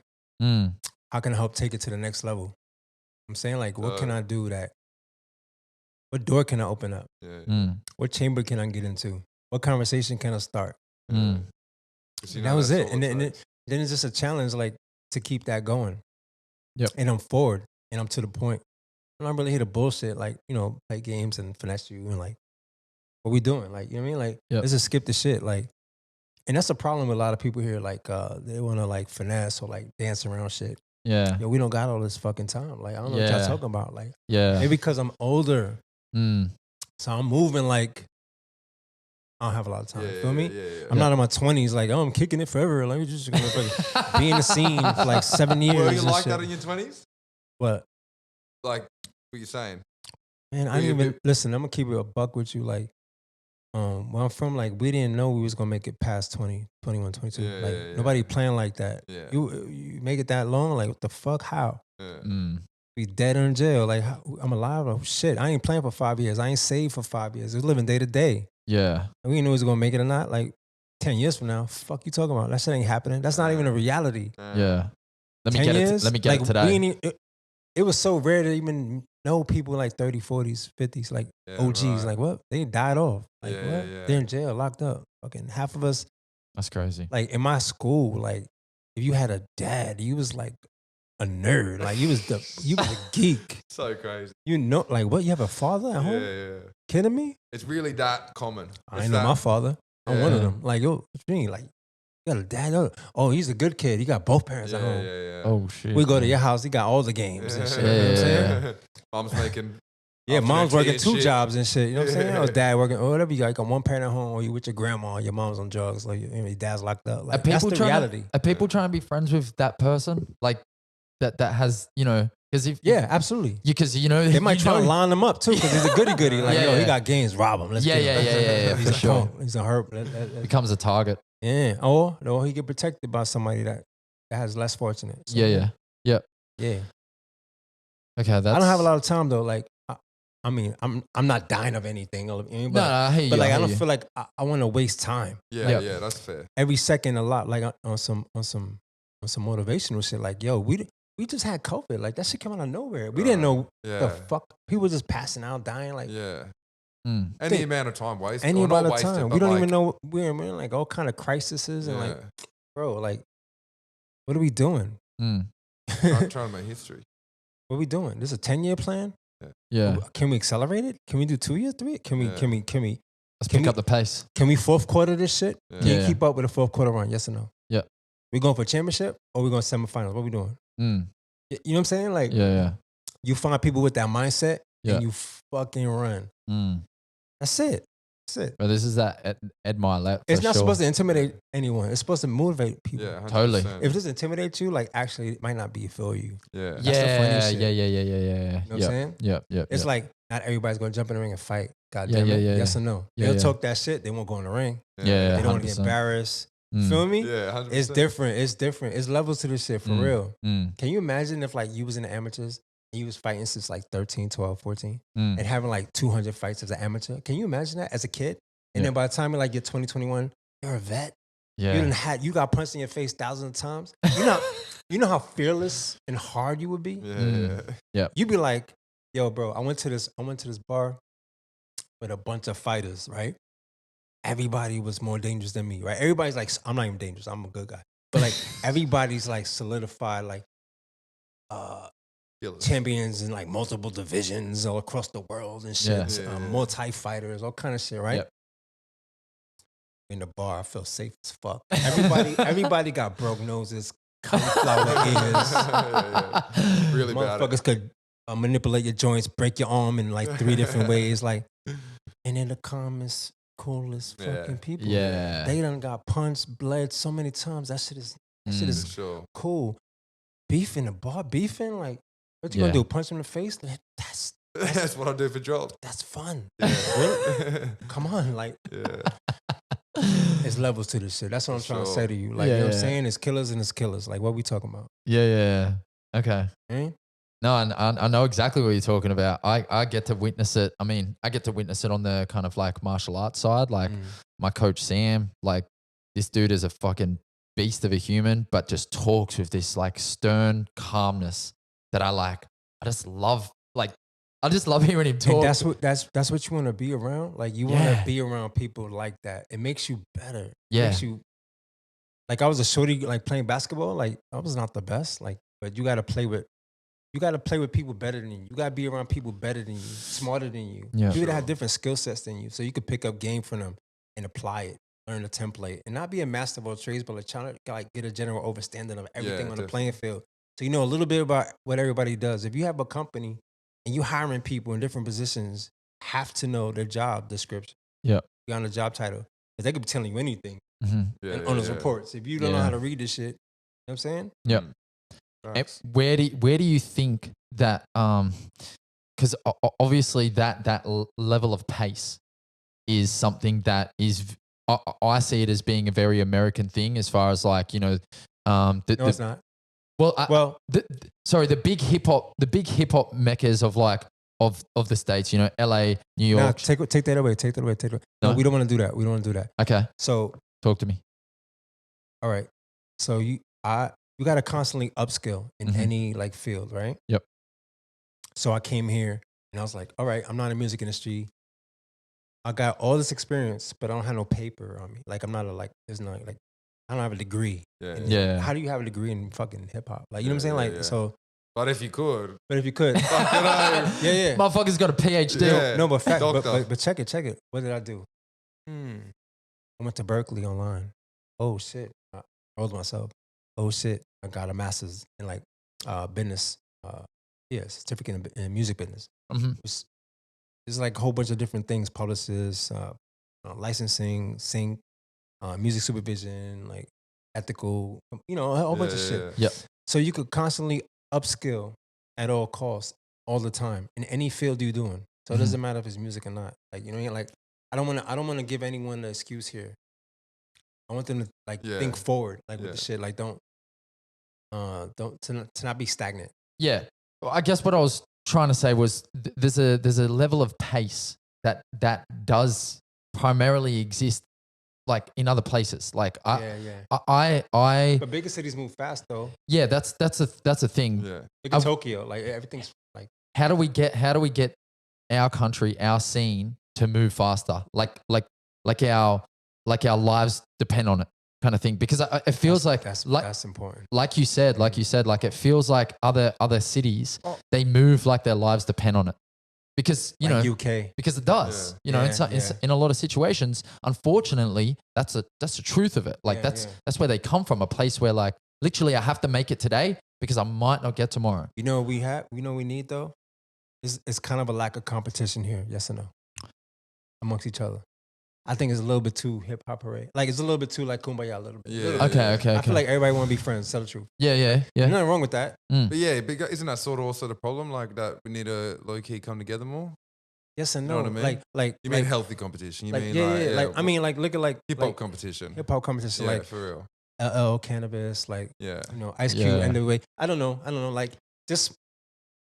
No, I get you. Pocket like lyrical competition. Like it makes you better, man. It's totally. It's more driven, and I don't think like. I think like the beef here is not cool, like you know, with drill raps and shit like that, and that's dangerous, and I'm not with that. But I mean, like lyrically, like I think more people need to step up and be more assertive on the rap shit and pushing each other. If you're gonna collaborate, try to kill each other on the song at least, like you know what I'm saying? Like yeah, for sure. You know what I'm saying? Like every feature I've done, don't make it like fun and shit. Like yo, try to murder this motherfucker. Yeah. Like yo, who you think won? Start doing polls. Like yo, who had the best verse? Yeah. All right, let's get a revenge. Okay. All right. I think that makes you better. Like, if he killed you on a song, you wouldn't be trying to get him back on another song. Yeah, totally. I would be. I think like, do you remember like the Jay Electronica shit? Like, what was the song where he like called out Kendrick and Cole and? Oh no, that was Kendrick did that shit. Big Sean's song. Yeah. Like that shit, man. That's what I mean. Control verse. Yeah, That's and what I mean. everyone was doing their control That's what I mean. verses. And That's what I mean. yeah, I love that shit. That's what I mean. Fuck it, let's Respectfully, I'm trying to destroy you. Yeah, respectfully. All love. But fuck off. Like I was actually thinking about I'm writing sorry, I'm not writing. Yeah, I wrote like a kind of blurb for a podcast that I'm putting out tomorrow with a guy named Talakai. I shot it like 4 weeks ago, and I wrote in the kind of like blurb of the the description of the podcast. This is a young MC that I used to go to shows with, but I saw him as my competition. Like when I'd go to shows, like we'd be friendly, but I'd be like, I want to fucking out rap you, and I want people to like chant for me, and I want people to be that's some real hip hop shit in the real front. I want people to be in the front row with me. And you saying this? What's that? You said this like I never said that to him, but every time I went to a show with him, that was my mindset. He was like the young hot kind of local rapper. See that? And that's what I'm talking about. And I wanted to, as they say, that part. But I kind of I don't think I admitted this to him, but I like wrote it in the blurb, so he'll get to read it tomorrow. But that's what made like Jordan B. Dennis and like Himazi and like Southside Denny like great, like those guys like trying to out rap each other. Yeah, they're all nasty. Like, yeah. Everyone's like trying to just bro. Fucking Jordan's rapping on that. Is it Psycho or Seiko track? That's a bad song. I only listened to it again yesterday because Waves doing their top 50 shout out Waves, shout out Waves. And I was going through and selecting my 5, and that song like Seiko, I don't know how you say it, but that song like stood out to me this year. Like that was such a fucking crazy record. Like the rapping, the production, the sampling, like it was just so wild and like not like anything else I've heard in this country. Did like, you do that? Yeah. Yo, first time I met Dumb was at Marshall Studios, right? Yeah. So I'm in a session, and everyone's like, "Yo, you from New York?" So you get the conversations. Of course, right? yeah. And like I hear like Jordan, he's like playing. Juju plays like 3-4 songs, and I'm hearing Jordan. And I'm like, the fuck? Yeah. Like, every song was like, fuck crazy. I'm like, yo, what the fuck? And I told him, and we had a conversation. Every time we see each other, we just talk about hip hop shit. But we had a conversation. I'm like, yo, you one of those dudes. Like he's one of the first dudes that I was like, yo, you give me that feeling. Like, like, you know what I'm saying? You can hang, like you sick. Like, and they seem like they're kind of purists. Like they seem like they care about it. Yeah, for sure. Like Pen game is detailed. Like, the craftsmanship. Yeah, for sure. And everything from like the cover art, like the dude had vinyl. I'm like, what? It showed me vinyl. I'm like, bro, who are you, bro? I've got to show you their cover art. Like their cover art is like their masterpieces. Every single cover art that they put out, like it's not, they don't fuck around. That everything is beautiful. Yo, but that sets the bar too for everybody else. Yeah, exactly. You see, so if the presentation, totally. vinyl. Yeah. So see the demo basket. Yeah. I would have looked at that vinyl, but like, who's this? They're getting looked at for sure. Like, it was like a comic book cover. Like, oh, this is crazy. That's what it is. Yeah, these like crazy comic book, and it made me. Do you know what it is? Like it made me fucking look at my shit because I got a new song that I'm like trying to get the cover art done, and I saw their one yesterday, and I'm like, man, these dudes are fucking putting out movies for cover art, and I'm gonna go do my fucking little shit. You know, put your shit on the shelf next to his. Yeah. Not even. It's not even a competition. Yeah. Yeah. So you gotta think twice. Do I buy these sneakers? Or I invest in. Yeah. Do I get the good cover art? Yeah. That was a beautiful little tangent, but I want to jump back to your kind of like slithering into the Australian music scene and how you kind of decided to kind of jump back in. Yeah, I just wanted like one act and just like see what the landscape, you know what I'm saying, and just go for a swim. Yeah. I didn't want to do too much, take on more than I could chew because I still got like my fitness business, stuff like that. And like I got a family. So I'm like, I'm not trying to like spread myself too thin. Yeah. How did you know it was LNG? I heard like maybe like 40, 50 demos. Damn. And I was like, who is this fucking kid? Like, what the fuck? Really? That's him? Yeah. How'd you get the demo? How would you come across the demos? My boy Jordan, like, they hang out and shit like that. He was telling me about him. And you know, like everybody's like, yeah, I got an artist. He's cold. He's ill. I'm like, Yeah. oh boy, here we go again. Yeah. No, he's not. Right? That's what I always say. I'm a hater. Like I hate everything. Like shit sucks. Like it's just whack. I'm not trying to fuck with nothing. Ask little Jace. Like that's all that's all we laugh about. I'm like, nah, that's trash. I don't like nobody. Yeah. Boom, boom. So I'm a bit grumpy. I'm grumpy. I'm grumpy. I'm allowed to be grumpy. Yeah, you're allowed to be. Yeah. So I heard a few records and then I met him at St. Kilda and I was like, yo, this is him? He's like, yo, remember that kid at the bars? Like the kid that couldn't do one pull up? That was that dude singing? Like, get the fuck out of here. I'm like, no way. Yeah. And I was just like, yo, you know what? I could like kind of coach this situation and groom it. But from all the years of me being here and meeting a whole bunch of acts, like I'll give them little intel, little jewels. And some will run with it, some really won't. Because they don't really see the vision of the landscape because they haven't left astray. That's not their fault. Yep. I was like, you know what? Let me just put some action on this shit. Let me stop talking. Let me just put some action on this shit. See what we can do. What to do. Yeah. I'm tired of talking. I'm tired of telling you. Yeah. Telling these artist friends of mine to do things. And is there also a part of you that's like, let me see if this is gonna work here? Yeah, facts. Yeah. So that's like also challenging, but. Yeah, we did a lot in the first year. Like, shit was crazy. Like, well, he got nominated Best New Artist, $80 shit. Like, yeah, we hit some little accolades. It was kind of, it was a run. Yeah. What was what do you think's been the kind of standout moment for you this year with just specifically with LNG? As far as him? Or your relationship as a manager, artist, whatever. Like seeing like artist development. Like that's an important factor. Like,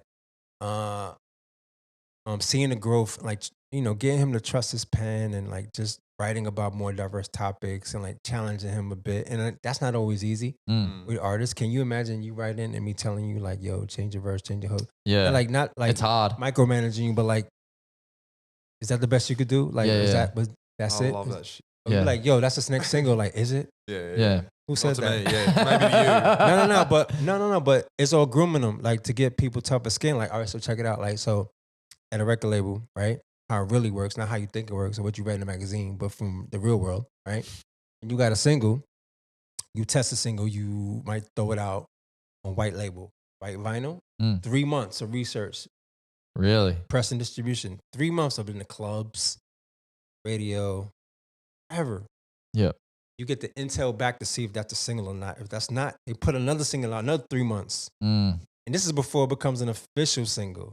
These are singles on mixtapes and like, you know, underground shit. Yeah, for sure. You know what I mean? Then the official single come out. Bam. Nationally. See, initially it goes to the tastemakers. It goes to the influencers, DJs, the program directors. What do you feel about this record? Tastemakers, the people that heard a lot of fucking hit records or, you know, they know what's hot. And then that gives you, okay, you know what? Validity in my feeling. Like, oh shit, okay, I do know this is hot. If not, go back to the drawing board.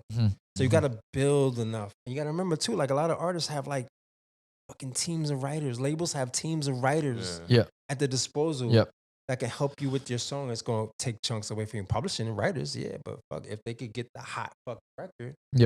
Worth it. Now you got the kid in the bedroom by himself trying to compete with teams of motherfucking writers and and producers. And so what you're saying is if you're in that situation as an artist and you spend 3 months testing a song, then it comes back and they say not good enough kind of thing. It kills your ego. It kills you. You're you got to be ready to take that on the chin and fucking get back to work. You need tough skin immediately because when you go in those cold rooms and there's like strangers looking at you with notepads and they're like, okay, you're just another new act that came in here. They're like, all right, play your record. You're not impressing them, or you impressing them? What we doing? Like, they don't seen it all. They waiting to pick you apart and tell you why you're not good enough. The mastering is off. There's no ad-libs, or the artwork doesn't match, or like what's the direction, or you know, you hit, you know what I mean? So you gotta walk in the door as prepped as possible. It's a fucking it's a product like this fucking this can of soda. Like everything gotta match. Like the writing, the coloring. Like, and at the end of the day, they're not. It's not personal. It's just the business, and they're gonna say it how they see it, not how they want you to feel. You know exactly. And I suppose so that's what you're doing with LNG, like training him. Well, that's kind of like a dead thing too. Like artist development is kind of dead across the board though. Even in the States, like, you know, like they used to have like damage control, like artist development. Like artists just knew how to get in and out of interviews. Like they were uncomfortable. They knew how to back out. They knew when not to say no comment or like, you know, etiquette, not chewing gum, looking at the holes. Like, you know, it was just. There were people training that. They got groomed. Just like like you ever seen like those model shows where like they teach you how to walk and act. Yeah. They do it with all sports stars and shit. Yeah, they do. Media training. Artists get media training. Yep. Artists get media training. Yeah. Really? Yeah. Where? Hey, how? Yeah. Just because you're unsigned doesn't mean you shouldn't go through the process of acting like you're signed. Yeah. Until you manifest it. Yeah. Or we can't just mimic this shit that's already laid out. For sure. Even if we not. You know what I'm saying? At least you're ready when it does come. It makes you like so much more interesting as a brand. Like if there's something that people can like relate to or dig into or latch onto, then I want to buy. There's a much better chance that I'm going to buy into your story. And you can see like the difference between that, like actually being interesting, being able to hold a conversation. The difference between that and the people who can't do that. Like, but it's very challenging though. Like even across I get it would be hard, yeah, for sure. But like for like an artist like LNG, like it's his first year out. Ever. Yeah. His first single came out this year. Like, yeah. Right. So like an artist like with more tenure, you got to deal with like different like TikToks and all this bullshit. Like, you know, trying to get people to do it and they don't want to do it. It's like it's not natural. You know what I'm saying? It's but like, also, you're a young man. Like you're a young man. You're also a human being. You have all these other, you know, genuine competing thoughts and feelings and ideas and emotions and, you know, fears. So, and also like, am I good enough?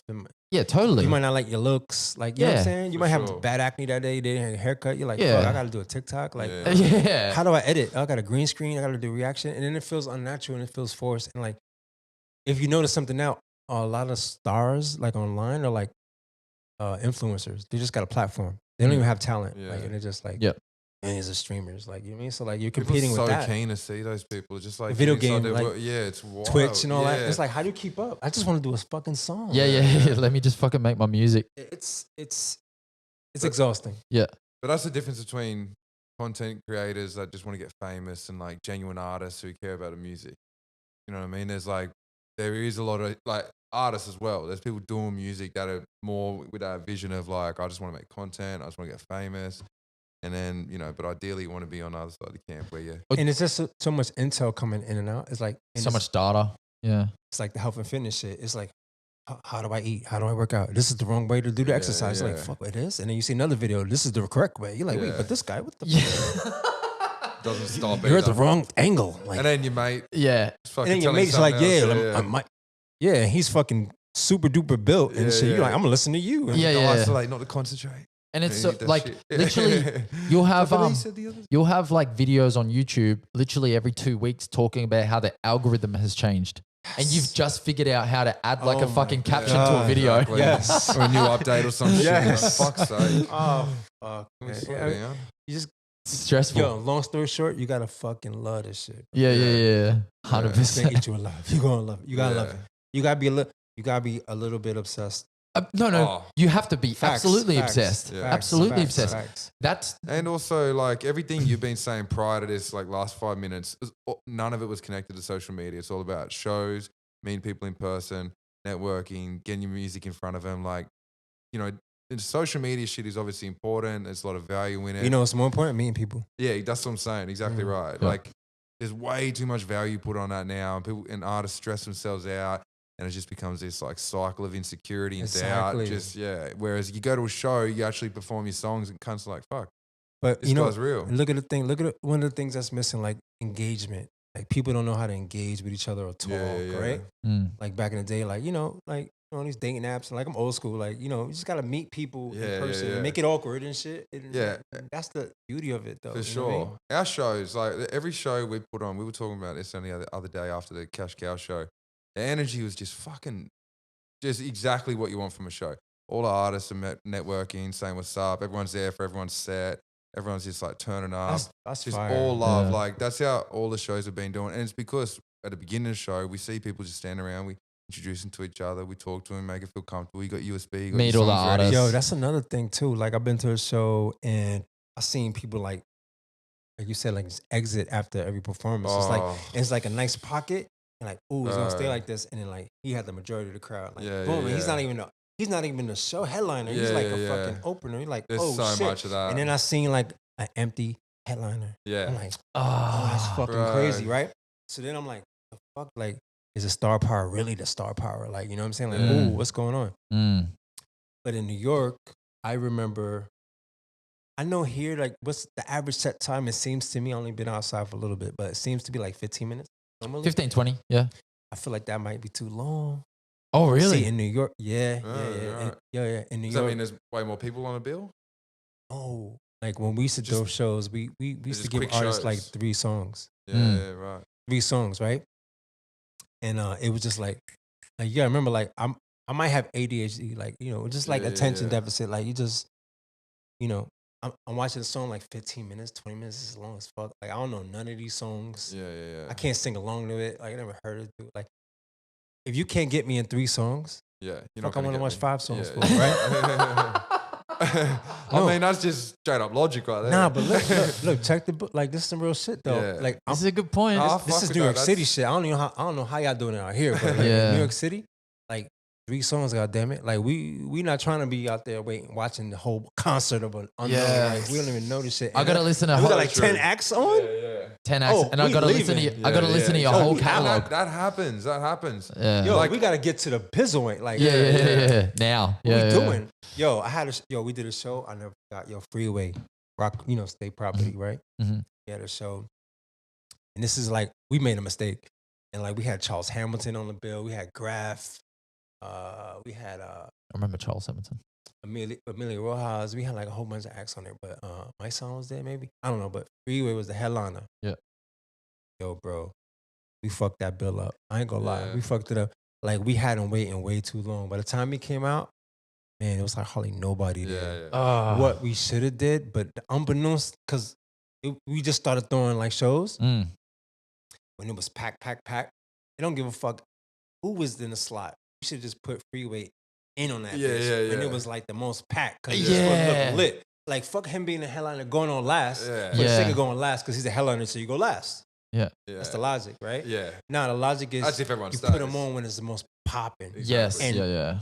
And you 3rd, 4th, 5th, 6th motherfuckers, you fall back and let him do his thing. Yeah. Right. We know should what start I'm saying? doing that. Yo, That's a some really real good point. shit. Yeah. Yeah. And the real shorter shit. sets, like That's some we should real do that shit. as well. Listen Yeah. to me. I'm trying to tell you. It's Yeah. some real shit. Don't Yeah. don't believe me. No, I don't know no. nothing. believe New York. That's a template. Why? And hold on a second. Hold on. Matter of fact, the template got to change right now. Mm. If you're doing that same template, you're doing it wrong. Mm. Facts.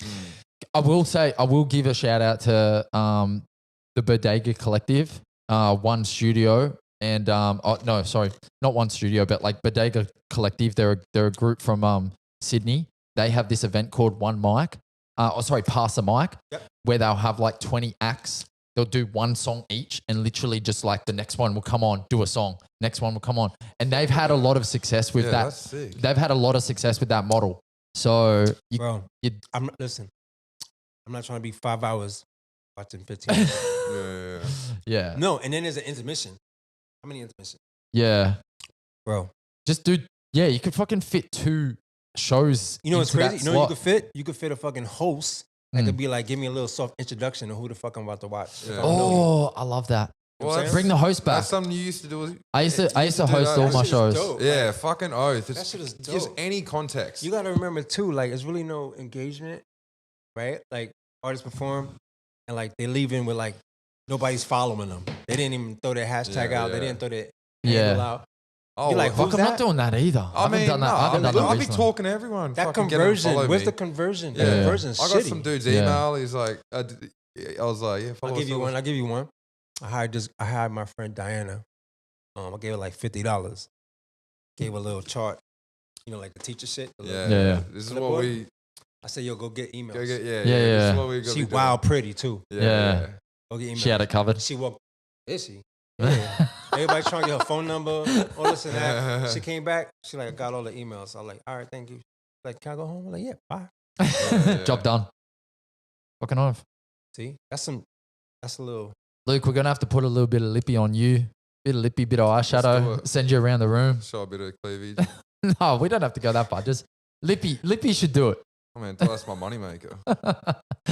Think about it. Little things like that. Nah, for real. That's Sam? something we talked about after the last show. Because we've been talking about it. Just pen and paper or taking the phone around. People to work. Anything. Whatever. Yeah. I mean, yeah, we could easily just fucking, throw $30 at James to fucking walk around. Yeah. No, you're spot on. Some real shit. I'm writing all that down mentally. No. Just ask me again. This is just standard shit. Yeah. It's funny because a lot of the things that you're saying, I actually think that because a lot of the things that you're saying, I used to do when I think hip hop was in a more pure form, like probably 6-7 years ago in this country. I would do these things at shows. That these were all kind of standard to me, or not standard, but like I would do a lot of them, like the hosting, the kind of like. Yeah, sorry, JMO. The hosting, ciphers after the shows, freestyling in between sets, DJs, cutting, whatever. I think it's kind of died down a bit in the last couple of years. I definitely am not doing it enough because I think the scene has kind of changed a little bit to, it's moved away from its hip hop roots and it's now about like streaming and but people are still people. The people like fans are still fans. I'm saying that. I'm saying that the kind of market has shifted a little bit, but that's not saying that I can't shift it back.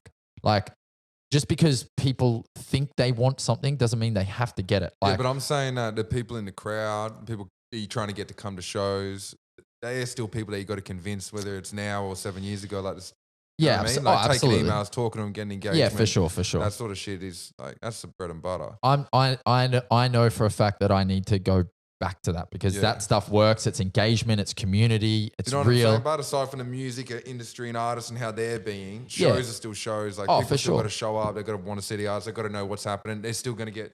They're going to be looking at the clock going, fucking hell, it's 10:30. Like, I got to get out. Wait another half an hour for my mate. Yeah. How you feel about CDs? Miss them. Yeah, RP. Fuck. Yeah, miss them. Yeah. One sell is one sell. Yo, there was an artist named Life Jennings, right?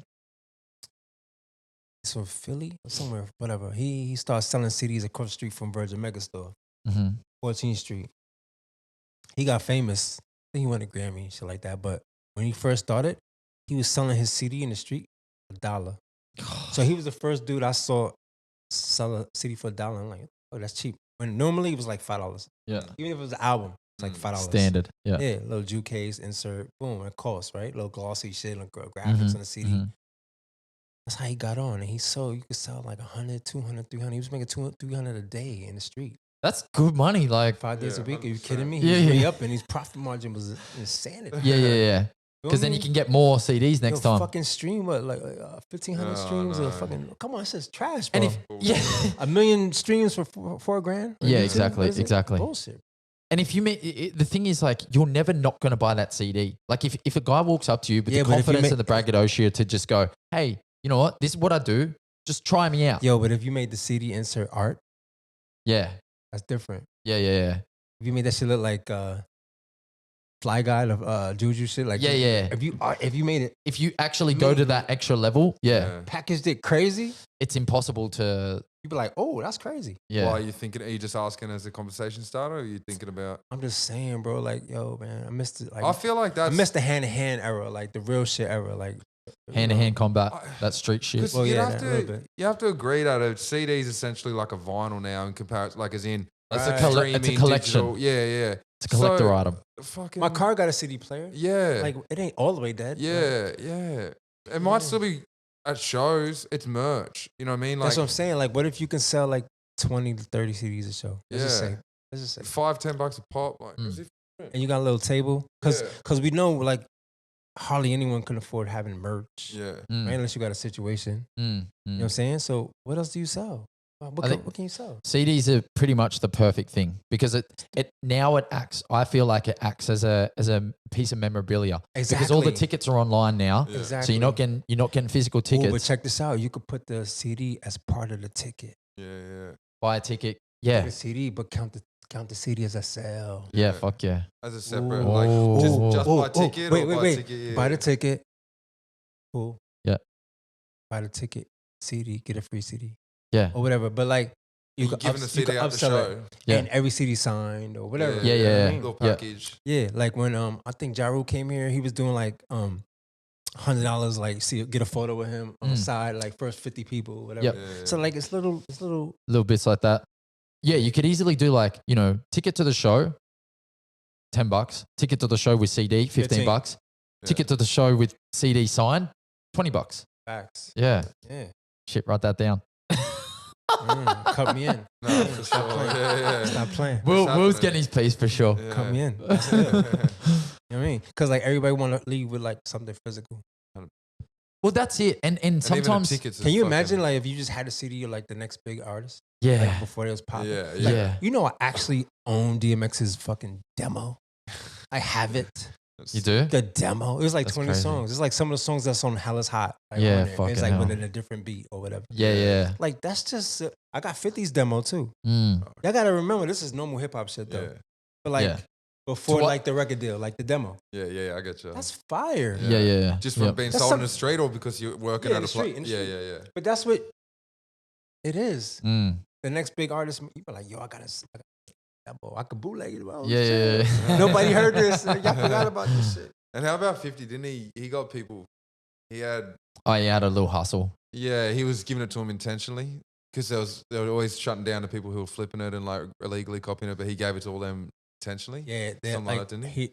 Yeah. And he used to sell like, well, he was the only one, but he used to sell like his master to like Clue or like Envy or whatever. Yeah. And like, so they have the exclusive on it. So when Oh, they dropped it, crazy. and their mixtape, every week you go to the store and buy the mixtape because Yeah. you knew it was like a song You got the 50 no one else exclusive. had. You know, Yeah. like, oh shit. And like you had that shit like before it hit radio and you felt exclusive. You felt like you had Okay. something no one else had. Yeah, sure. Speak like a little bit of a different kind of take on it, but something that's I think also similarly cool was Kid Laroi did a pop-up show, I think only like yesterday. Yeah. And during the pop-up show, he airdropped 2 unreleased songs to everyone that was there.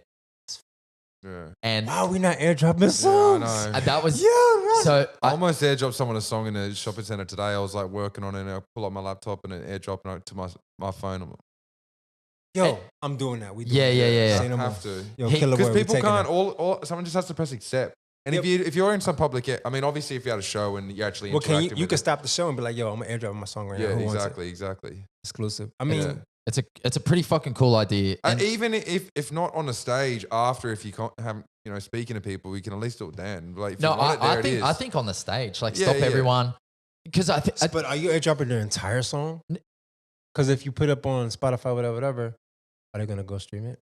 whatever. I reckon. I reckon. Like if You know what though? airdrop I'll give them- it to them beforehand. Yeah. I think the press you get off of them running around telling people like, yo, I got a Worth song it. nobody else got. Yeah, exactly. That's Be worth it. Yeah. And like the effort, if you think about it, if someone just airdrop me a phone, I save it to my files, or I don't, I just leave it in the mess. Like the effort you have to go to compared to just it being on Spotify open. I got a playlist, I Yeah. got it liked. yeah, but you can't replay it.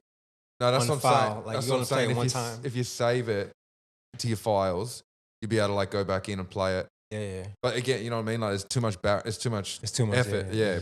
So And- they will listen once it's on Spotify. I love this idea because like if you think about like another option to like ask a person to take their phone out at a show, generally it's to like, I've heard artists go, follow me on Instagram. Like they'll try to get people to follow them on Instagram there, which is another act of asking. You better hope their battery life is good. You got to hope that shit for Because you're sure. asking them to put their fucking flash on. You're asking them to take Yeah, pictures. so like, many yo, fucking things, Yeah, right? that's what I'm saying. But it's all about asking, right?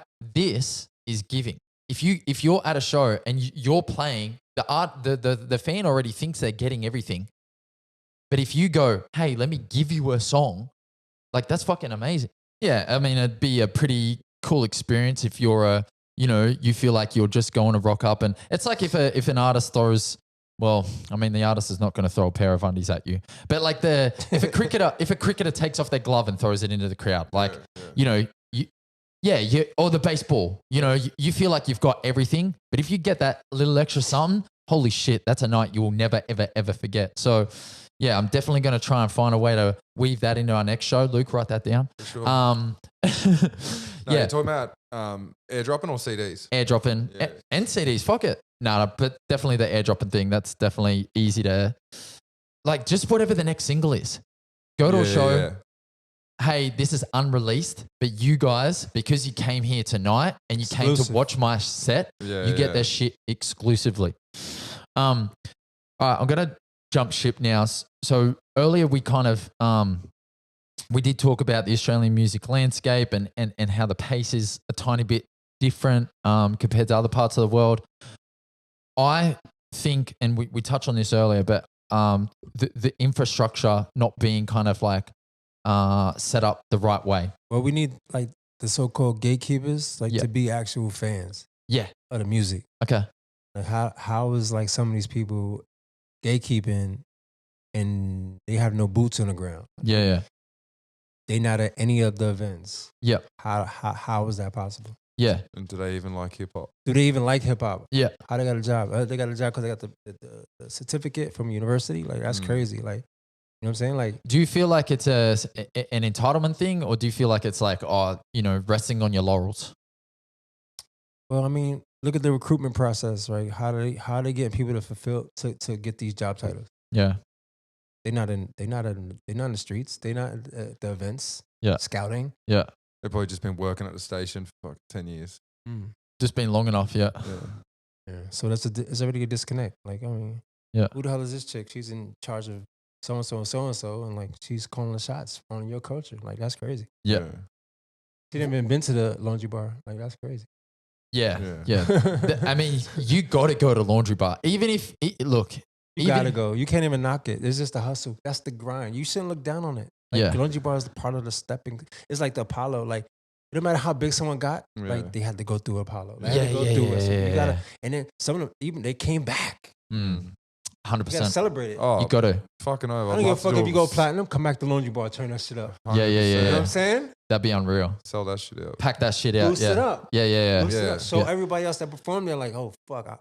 It's a symbiotic relationship. Like the infrastructure and the people within the infrastructure, they kind of work together. Like you use the infrastructure while you're growing, but then when you get to the top, you go back and you give to that infrastructure. Absolutely. You find a way to like, bring it up, give it another life, more value, so that the next person can, actually. That's take why from venues like Webster Hall and like CBGBs, like they're legendary shit. Yeah, the yeah. air in there is different. Like Madison Square Garden, you understand? Yeah, like, yeah. It's just gotta do that here. So many venues here shut down since I like moved here. I saw Snoop, I saw Mac Miller, I saw all these artists.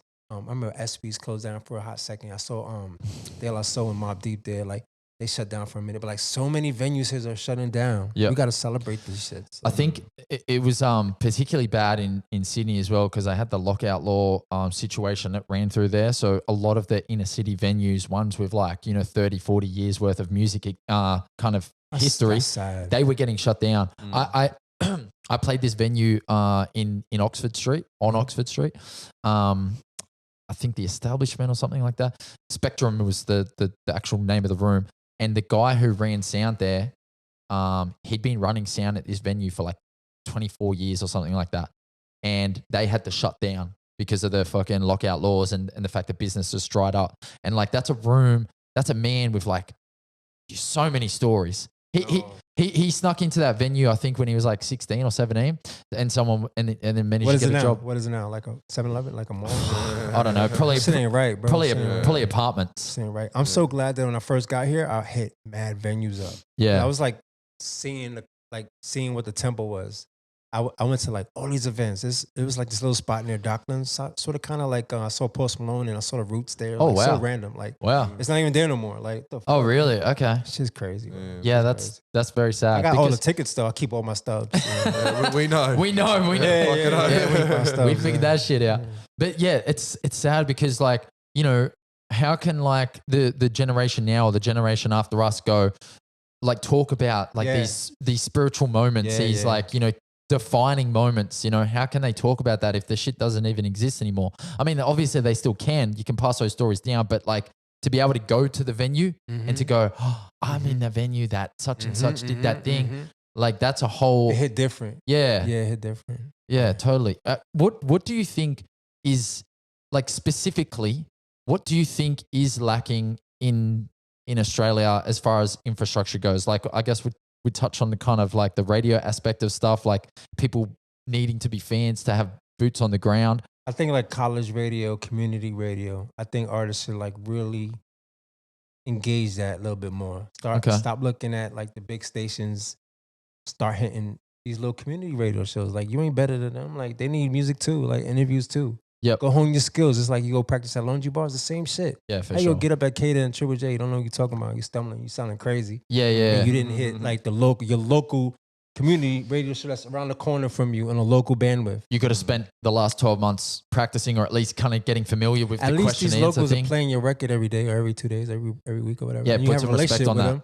And then one of them there, how you know they not a blogger or a writer or they work at A lot of Kada? them, You a don't lot of even them know. probably are. Exactly. Yeah. So yeah, Yeah. part. Okay. That part. That part. All right. What else? What are some pieces of the puzzle that you would like to see filled, or you think could be filled based on like what you've seen in other parts of the world? These are competition though. Aside from that, Competition, Yeah. yeah. healthy competition. healthy competition. Eat each other Yeah. on track. On the you know? track, yeah. No beef. Just lyrical warfare. I want to see more of that. Yeah. Yeah, enough of this hand holding shit. Like, you know, it's cool, but Yep. yeah, kind of eat. Yeah, totally. Lyrical warfare. Yeah. Damn, I was gonna say something else. I lost my train of thought. College radio, community radio. College. You know what's crazy? You guys don't have like a DJ coalition here. Okay. That's bugged out to me. Yeah. Yeah, in New York, like in the States, in America, it's like fleet DJs, like core DJs, heavy hitters. Do you mind elaborating a bit? Yeah. What is like DJ coalitions, like crews, Yeah. like right. DJ crews, like say us three form a DJ coalition. Yep. Yeah, so we all get booked. You get booked, we all get booked, right? If we service a record, someone's like, "Yo, here's our single." All three of us play it. All 10 of us play it. All 20 of us play it. Okay. But we the only ones with the record. We broke the record. We the first people to play the record. Yeah. Hence the accolade. Yeah. Yeah. Okay. So like every section in New York, every borough has multiple DJ crews. Wow. That's how we knew who was hot and what do you think Clue? That's a storm. That was a crew. Like everybody had their own crews. So that's how we knew who was the hottest in each borough, because they played a commercial artist, but then they sprinkle it with the hottest talent of their town, area. their Yeah. area. Yeah. They wouldn't even play the hottest artist from the Bronx, because the How Bronx big's already the borough? had, Like how like Brooklyn's the biggest borough. They're all like, they're not that big. So Well, well, like like- it's fucking small as shit. It's a real tiny. Like- suburb? 500,000 people. Yeah, suburbs. Right. Yeah. So like, say Southside Danny and them, right? The DJ up there, he's playing everybody up there, Dan and all that shit, right? The best rappers from there. Say you stumble on that tape, you're like, damn, they got some banging rappers up there. You know what I'm saying? It's the DJ's responsibility to break the record, to break artists. From there, bro. Yeah, because and highlight them. they'll be playing in the clubs. Like Yeah. that's what they do. And highlight them. Yeah. No 6-minute songs, Yeah, but like yeah, enough to let them know, like, yo, we got some shit up here. This is where I'm from. We got some shit up here. Yeah. If I'm DJing, let's just say I'm in like Armadale. Let's just say I'm in Armadale, hypothetically, right? And there's some artists there. I'm trying to highlight the best artists from my area first. Yeah. Fuck you mean? Yeah. We all go to the same supermarket here. We got a rap. Like, boom, boom. This is where we from. Yeah. And then I go downtown, I'm hearing like, shit, they got a whole situation over there. It's popping in Pittsburgh. Oh, it's banging over here. Okay. Carolina Springs, y'all doing it like that. So like, that's missing. Okay. Coalition, kind of like unionized a bit. Yeah. But like crews, but it also weaponizes you. It strengthens the DJs as well. When you start going to clubs, promoters can't really fuck with you like that. 'Cause Yeah. You're backed by your membership. Yep. So if they treat you shitty, they just treated 100. Yeah. DJs shitty. Guess Yeah. what? Not one of them is going to your club. You They're feel gonna me? fuck with it. So Yeah. you see? Yeah, So you kind so- of power the DJ. Okay. Because DJ don't have a lot of power. Or the deep promoters are getting they're telling them what to do. Yeah. Play this 100%. record now. Yeah. Is that, Play Drake. and did Chris Brown. that come about? Did those like coalitions come about out of competition? Like Yes. they needing a band together? Yes. Yeah. That's some hip hop shit. Yeah, Funkmaster Flex, yeah. look into it. Yeah. Look into the history Fuck of yeah. it. Funkmaster Flex, all of them. All the big radio Same as the personalities. artist hip groups and shit like that. Like same sort of shit. And there's also for protection Yeah, too. yeah, And it's hip hop. You gotta Yeah. understand, like, all right, some street dudes come in the club. They from the streets. yo, in New York or whatever, LA, whatever, play my record, right? Mm. I'm not playing your record. Like, play my record. All that. Some street dudes, they bully you. They take your equipment. You by yourself. Like, oh shit, you're just a good kid. Like, oh wow. The DJs had to squat up and had their own boys, whatever. So if you fuck God, up, that's crazy. if you do something bad to him, the entire network of DJs Won't play your record. shit. Yeah. So you fuck yourself. Yeah. But if you get them on your side, you win. Yeah. Yeah. So like servicing a record to like a DJ pool crew gives you access to everybody that's playing on boats or yachts or parties, Sweet 16s, weddings. You understand? Community radio, college radio. It goes on and on and on. You need them. You're thinking streams. The fuck out to get out of here with that shit. Yeah. Bots. Shit. Have you you said you know a lot of artists. How have you gone meeting DJs? Yeah, I met a few DJs, but from what I'm hearing, like it's mostly like slave to the promoter or like the venue. Yeah. So it's like, you got to play what the venue want, and that's cool. Yeah, that's cool. But like, what's lacking is DJs, their personality, like individually. Like, I see like a lot of great hosts and shit here. Just being willing to stick their neck out a little bit, like a little bit, like if you a DJ, you promoter in the club trust your ear, right? They gotta trust your ear to be like, yo, if you play a record that you might not know, I seen this already happen. Like if you play a record they might not know, they come over to you, be like, yo, can you put Pitbull or like something up tempo, right? No, but that's fucked up because. What if it's a banging local talent that got a banging ass song and your DJ's like, I'm gonna play this shit right after this record. He been scheming on it. You just gotta trust him and let him introduce it to the crowd. Yeah. And just let one person just be like, yo, who was that record? That's hip hop shit. Like it just take one person because they can't Shazam it because the person don't got it on digital platforms. Like it's not that official. He could be also testing the song. Yeah, for to sure. see reactions if I play after this record. See how people move, and I'm gonna cut it off before it get too long and before people notice. You know what I mean? For sure. Manager say something, but see, that's some bit. Like, and why it gotta be like that? Yeah, for sure. And if it is a fucking good song, it's a good song. Like it just because it may not be known. But that's the scary thing about, like you said, being slave to the venue. Like they'll come over because they think they know what people want. You know what I mean? They think that on the Saturdays the crowd like this. They're just like Pitbull and the fucking just give you know how the records get big in the South? Strip clubs. Okay. Yeah. I have records played in strip clubs in New York too. DJ's my friend, DJ Psycho. Yep. Yo, put this record on. He'll wait. Could be like 1 o'clock. He'll know exactly what time when to play the record, 1 or 2. Some DJs will charge you 300, 400, 500, 1,000. This depends on how busy the shit is because the girls are gonna dance anyway. God damn it, they ain't gonna stay still. Yeah. So they put the song. He put the song on, and the girls are dancing to it, and everybody's drunk. All the ballers, the shot callers, the goons, NBA dudes, you know what I'm saying? And the show go on. And next thing you know, do that shit every week. And you're like, yo, I got a record. You got a record. You got one. Look how they moving. Yeah. They scared to test records out here. Yeah. I don't know why. I don't think it happens at all. That's terrifying. Yeah. That's like a handicap. Yeah. It's like, how do I move out here like that? But I feel like places like Caramel and maybe Laundry, like places that are hip hop orientated, might, if you have the conversation with them, or even if you just do it because it's less likely it's going to be picked up. Like, there is crazy new shit coming out all the time that's popping off that people want to hear. If you happen to just slip it in with that, like, it might get away with it. Whereas like, it got to be structured though. It got to be orderly. Yeah. You know what I'm saying? Like you might need permission. You know what I'm saying? Like, what you leaked that for? It should be intentional. It should be like some ethical shit. You know what I'm saying? Like you get a record, like, yo, I'm gonna play it this day. Like, all right, cool. Can you film it? Can you get a clip of the crowd? Like, can you see the reaction of it? Yeah. You know what I mean? That's cool. How is she gonna test the record? I'll tell you what artists are not doing real quick before we, sign off. Like listening sessions. What the fuck happened to that? How y'all let that die? Y'all don't even know what the fuck y'all doing. It's crazy. Where your OGs at, man? Yo, listening sessions. Look. That shit's cool. That's fucking That's cool. the best shit. That's cool. Bring out the fucking chips. Yeah, exactly. Get the beers. Yeah. Play the fucking music. Yeah, this is all vibe Let out. the EP play. Fight punch people here. Yeah. Ask them at the end of the day, at the end of the shit, yo, email. can you just which one you like the best? Can you check? Can you rate? Build cars, put on the work, like at least something, and get something back. We think the next single is. Don't dictate them and don't tell them what your favorite song is because it don't really matter. Yeah. Because some of the biggest songs with the art, Method Man hated METHOD man. Like a lot of artists hate their singles. That was the most successful. Art like it's a business too. At the end of the day, so you know what? Please the fans, give them give them the shit they want.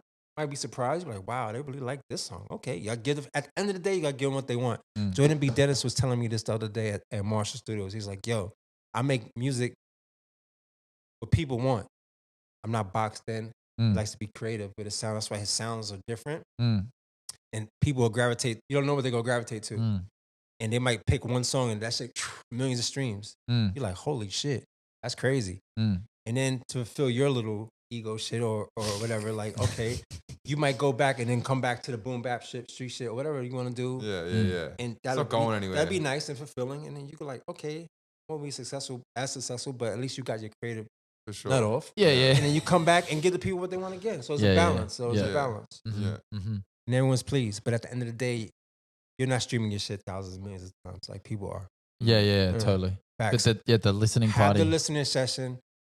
Have people vote on the fucking song in front of you or in a poll, unanimously folded.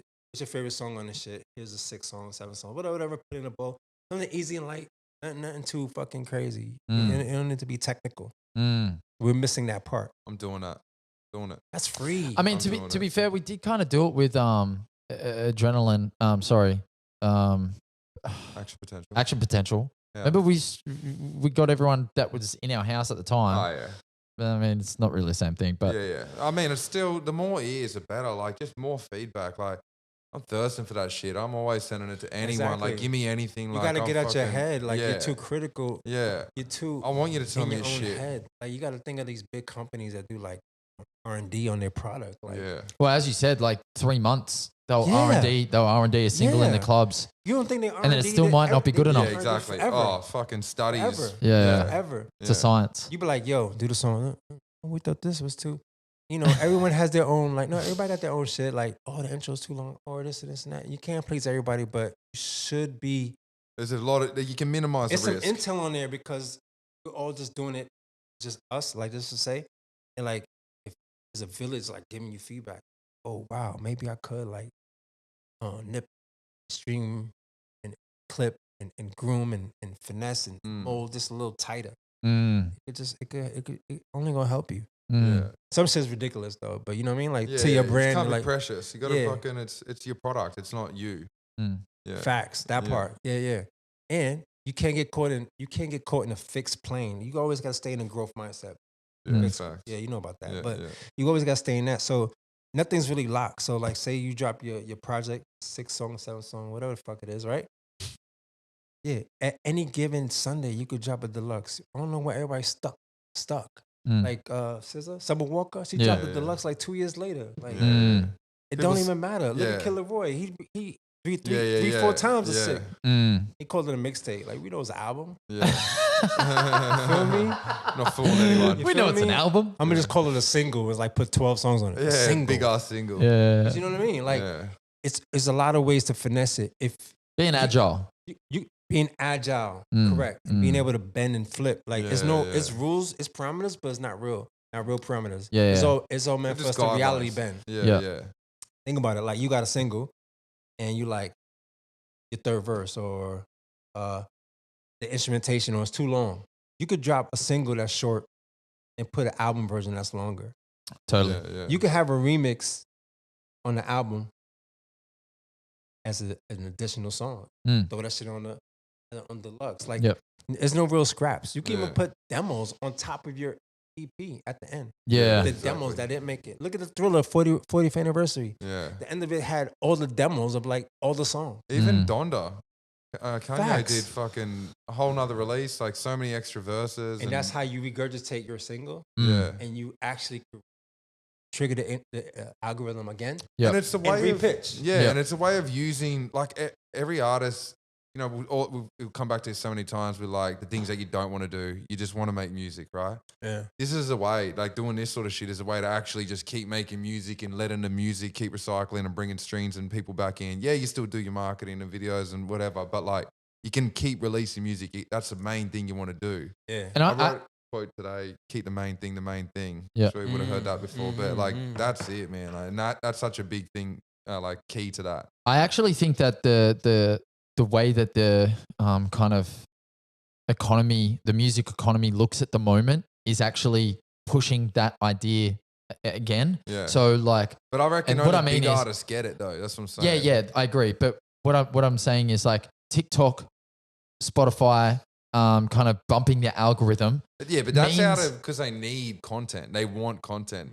Like it's, I don't know. Oh, no, I agree with you. It definitely is. But it's more like But I'm saying that revolving around I'm that. saying that like all artists can learn from that. Like Yeah, for sure. a song that's 3-4 years old, if it's a good song, Yeah. it's still a good song. Yeah, you were telling And just me this the other day. just because 10,000 people listened to it 4 or 5 years ago, it doesn't mean 100,000 can't listen today. Yeah, if for you sure. repitch it or repackage it, you know. And we're so precious about this whole fucking like the attention span and how quickly things come and go. We're talking about it, but then we're not making an effort to work against it. Like you can keep you can re-release a song, you can make content again for it, you can do a deluxe, you can keep playing old songs at shows. Yeah. You know, like I'm playing like my set at the moment is like 12 unreleased songs. I got like 1 or 2 songs that are out and then the rest is unreleased. And like for me, the growth that I've got to get to these places, I have to play these songs. The other songs, they're good and I'm proud of them and whatnot, but I'm disconnected from them in terms of skill set and like what they project. So Yeah, it doesn't mean you still can't market them though. no, market them for sure, but I'm just saying for the sake of talking about shows, Yeah. I want to play my freshest shit that like I know is a better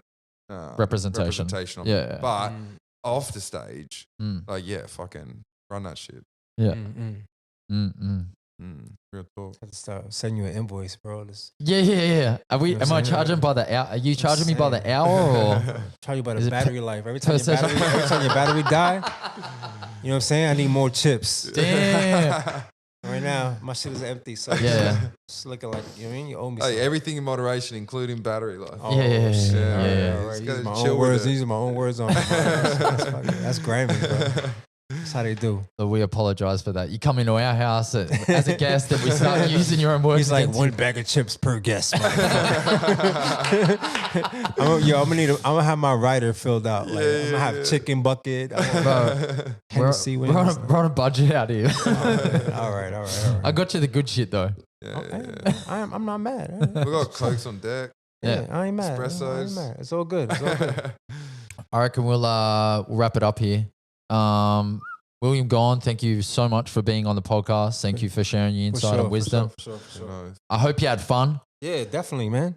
It's like a 7-hour podcast, like, you know, marathon. Been a minute. It flew by. Yeah, it's been over 2 hours that we've recorded talking. It's probably been like 4.5 hours that we've actually been talking. So yeah, it's been fucking real cool. Thank you for thank you for making the effort networking. William going on all handles. Yeah. That's another thing. Stay branded. Keep it easy. Like, you know, your fans are drunk, they're tired. Like, you know, you tell them to follow you at like Susan _star The on, real, Yeah. the real Twitter. Susan, this and that. And you know, every social platform has a different handle. So get on that shit early. Are you happy for if someone watches this or listens to this and they kind of, you know, want to reach out to you? You happy for people to do that? Hell no, don't even try it. I don't want to talk to you. give an alias, give a fake number. What you want from me? Nah, holla at me, William Go on Instagram, man. That's Beautiful. it. I'm not giving the email out. That's No, crazy. no. Oh, no. We're not there yet. No, We can chill. work our way into that Yeah, eventually. William going on everything. And they Yeah. got to earn it. Yeah, They gotta 100%. earn it. Facts. All right, ladies and gentlemen, that's been it for Slap Happy. William Gone, thank you so much for joining us. Rūku, thanks for making the effort as well. I You're appreciate welcome. it. You could have been welcome. doing other things right now, but you're here with us, and I mean, this is a pretty We good appreciate investment it. with We my time. appreciate it. yeah, it's been awesome. All right, thanks, gang. We'll see you next week on Slap Happy. We can do it like this all day, hey, don't stop. Inhibitions run away, hey, don't stop. Let a bug hit windshield, scrape those off. My team running up big hills, they won't stop.